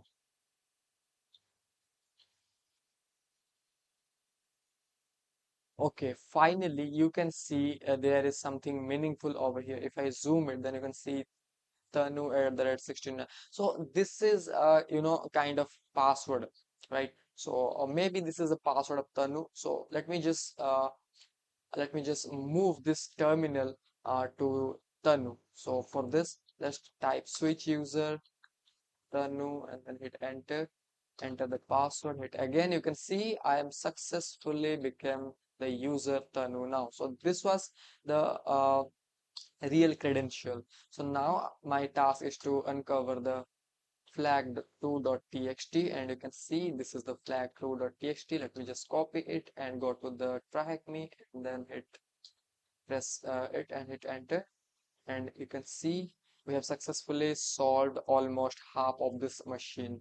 So now this is the final steps towards our root access. So the very first step or the very basic beginning step in order to gain a root privileges or root access is this to type sudo -l command. So you can also try sudo -su if you have the if the Tanu user has the sudo permission, then you can directly simply jump into the root user. Let me just hit the password and hit enter, and you can see okay, maybe I have copied the wrong password. Let me just copy it again, press it over here and hit enter. You can see, sorry, user Tanu is not allowed to execute bin su as root on anon digger. So maybe there is something another way to do that. So let me just check how much privilege I have to run the sudo command. So sudo -l will tell you this, and you can see there is something called binary name, which is run me under the user local bin, which require no password, and it will run on behalf of sudo if I run it. So let me just run it sudo, and let's just copy it, and you can see some messages printing again, and on digger is everywhere. You can't escape from it, right? So but the notable thing is you can see there is an error message, right, which is home Tanu frustrated, no such file as directory. Maybe there is something file inside this script which is not found by default, and if we got the right access to this directory, then we can replace this frustrated file with our malicious script in order to get reverse shell or to escalate privileges to root, as because this script is running as root, right? So let me just copy this directory or the file name again, or the script, whatever you can say. You can just okay, let me just -l, then paste it, and you can see the user is root and also the group is Tanu. But okay, so the Tanu is the group, and also the group permission, you can see the read and executable permission. That's why Tanu is able to execute this.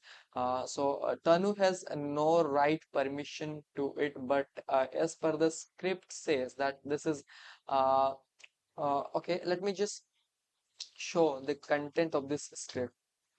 Let me just paste it, and you can see here is a some kind of a bash shell script, and if you are unable to understand bash shell script, then I am again recommending you to complete my Linux for Hacker course first, which I already have shown you. on my YouTube channel, I have a full playlist of Linux for Hacker course. After completing that course, you will be able to understand each and every line of this code, right? So this is a some sort of banner, but we already have seen over here by after running this script, the anon this script I am talking about, anon digit is everywhere, you can't escape from it. So this is the code of this banner, and you can see there is something called home tanu frustrated, which at the last this is calling this file, right? So if we have the right privileges to this file, we can simply replace it with our malicious script and then hijack the uh, process, and we can also hijack the binary so that in order to gain the root privileges. So let me just type ls-l and the binary name, and you can see no such file as directory. No problem, there is no such file, so we can create our own directory named all file or all script name frustrated under the tanu home folder. So let me check my directory first. Okay, I am already inside the tanu directory. So okay, let me just create the file named frustrated, and inside the frustrated file I will simply replace my malicious script. So I will use nano text editor, then frustrated. Make sure to keep match the spelling first. F-U-S-T-R-A-T-E-D. F-U-S-T-R-A-T-E-D. Okay, because if you misspell it, then it will not gonna find the script again, and also this will not work. So let me hit enter, and this time I will just simply write a simple bash script. So I will first use a shebang line. Okay,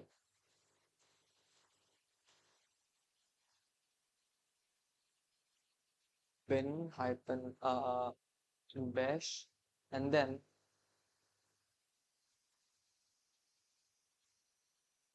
so here I'm writing my malicious script over here. This is not actually malicious, but if you run this script as a root privileges, so it will pop up the root shell, right? So just simply write bin, then bash, and then hit enter, and can type control X, Y, and press enter, and then save.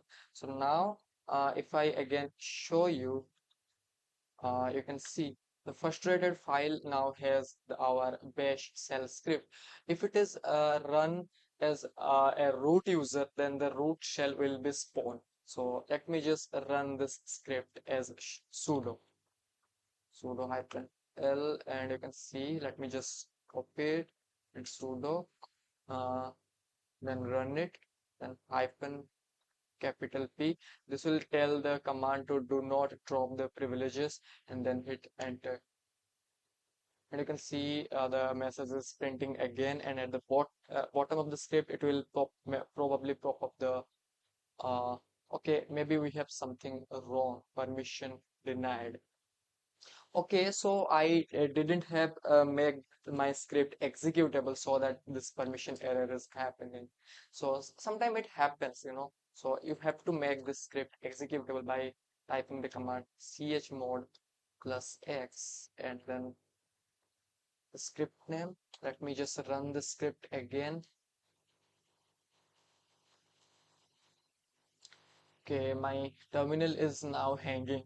So this happen or sometimes when you have too much resources run in the background. Okay, I have copied this command. Let me just run it again. Hit enter and just wait for the root shell to pop up.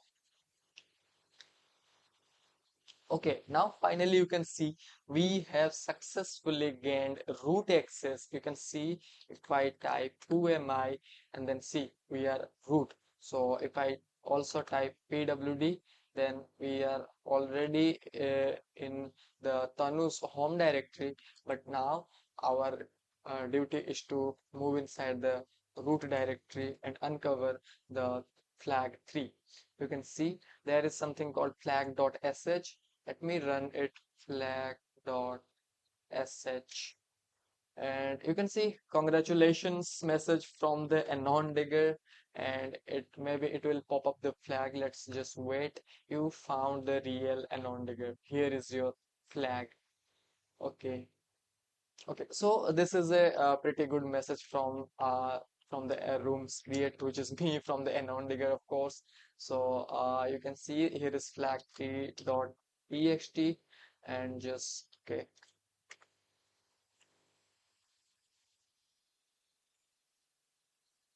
And you can see this is our final flag. Now let's go to our TryHackMe and submit it. And finally, you can see congratulations on completing a non-digger. We already have completed the room a non-digger. So that is all about solving a CTF TryHackMe room a non-digger. The link I have given in the description, also in the comment section, you can find the room link. If you want to solve this challenge, go to the TryHackMe and solve it. If you have any problem, then just let me know in the comment section, or you can also follow my social media to get in the touch with me, and I will recommend you to solve this. You can also see 43 users in this room has already solved, and you can see the graph. Too many users has already been solved, already solved this room. So what are you waiting for? Just go and try. So finally, we have covered a lot of topics in our cybersecurity course. So now it's the time to understand some key steps or key concepts, how we can stay safe online, right? So while using internet, how we can stay safe. So the number one and first step is to make sure you are using a secure internet connection. Secure internet connection in the sense of do not use public Wi-Fi on the public spaces, or if you want to use public Wi-Fi, then use also a VPN for extra security. Then the number 2 point is to choose a strong password. We already have studied about how we can create strong password, and how we can use proper password policies to implement our secure system and to secure our accounts. So the number 2 point is that, and the number 3 point is the use multi-factor authentication and two-factor authentication. Also add extra one-time password that websites authentication service needs to the user's phone or email address like that. We already have discussed these things, so I'm not going into the more detail about it. So also always keep software and operating system up to date. I already have talked about it. And also then number 5th is that check the website looks if it is feel reliable, like check the certificate issue, whether it is HTTP or HTTPS, the trust the certificate, etc.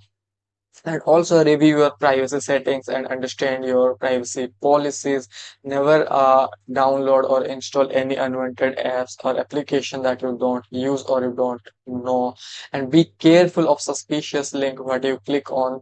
Before clicking into a link, make sure to check it on VirusTotal like website to ensure whether it is suspicious or not. So we already have discussed these things, so I am just moving these things in fast forward. So just have these things in mind using while using internet. Make sure your device is secure, and also to maintain the CIA Triad availability, you have to you have to keep your data backup in a cloud server or any physical hard drive. And also be careful of what you download, be careful of what you post wherever, and be careful who you meet online, double check online information, use good antivirus, and keep it updated. So these are some general practices that you have to follow in your day-to-day life in order to stay safe and secure in this digital world. So finally, we are at the end of this course, and I am happy to announce that our course of cybersecurity has been ended successfully or has been completed successfully. And at the last part of this course, I always have a challenge for you. That is, this is, you can see on the screen right now, this is my Discord server named AnonDigger. You can join this server by clicking on the link provided in the description box, and make sure to introduce yourself first and then come to this section all chat. And also you can see there are so many rooms available, or these are not rooms actually, these are basically channels. So you can actually look into this channel, but before that, make sure to introduce yourself, and also to read all the server guideline to follow the server rules. And you can check out my latest updates. What are the updates on the course related to this channel will be posted over here.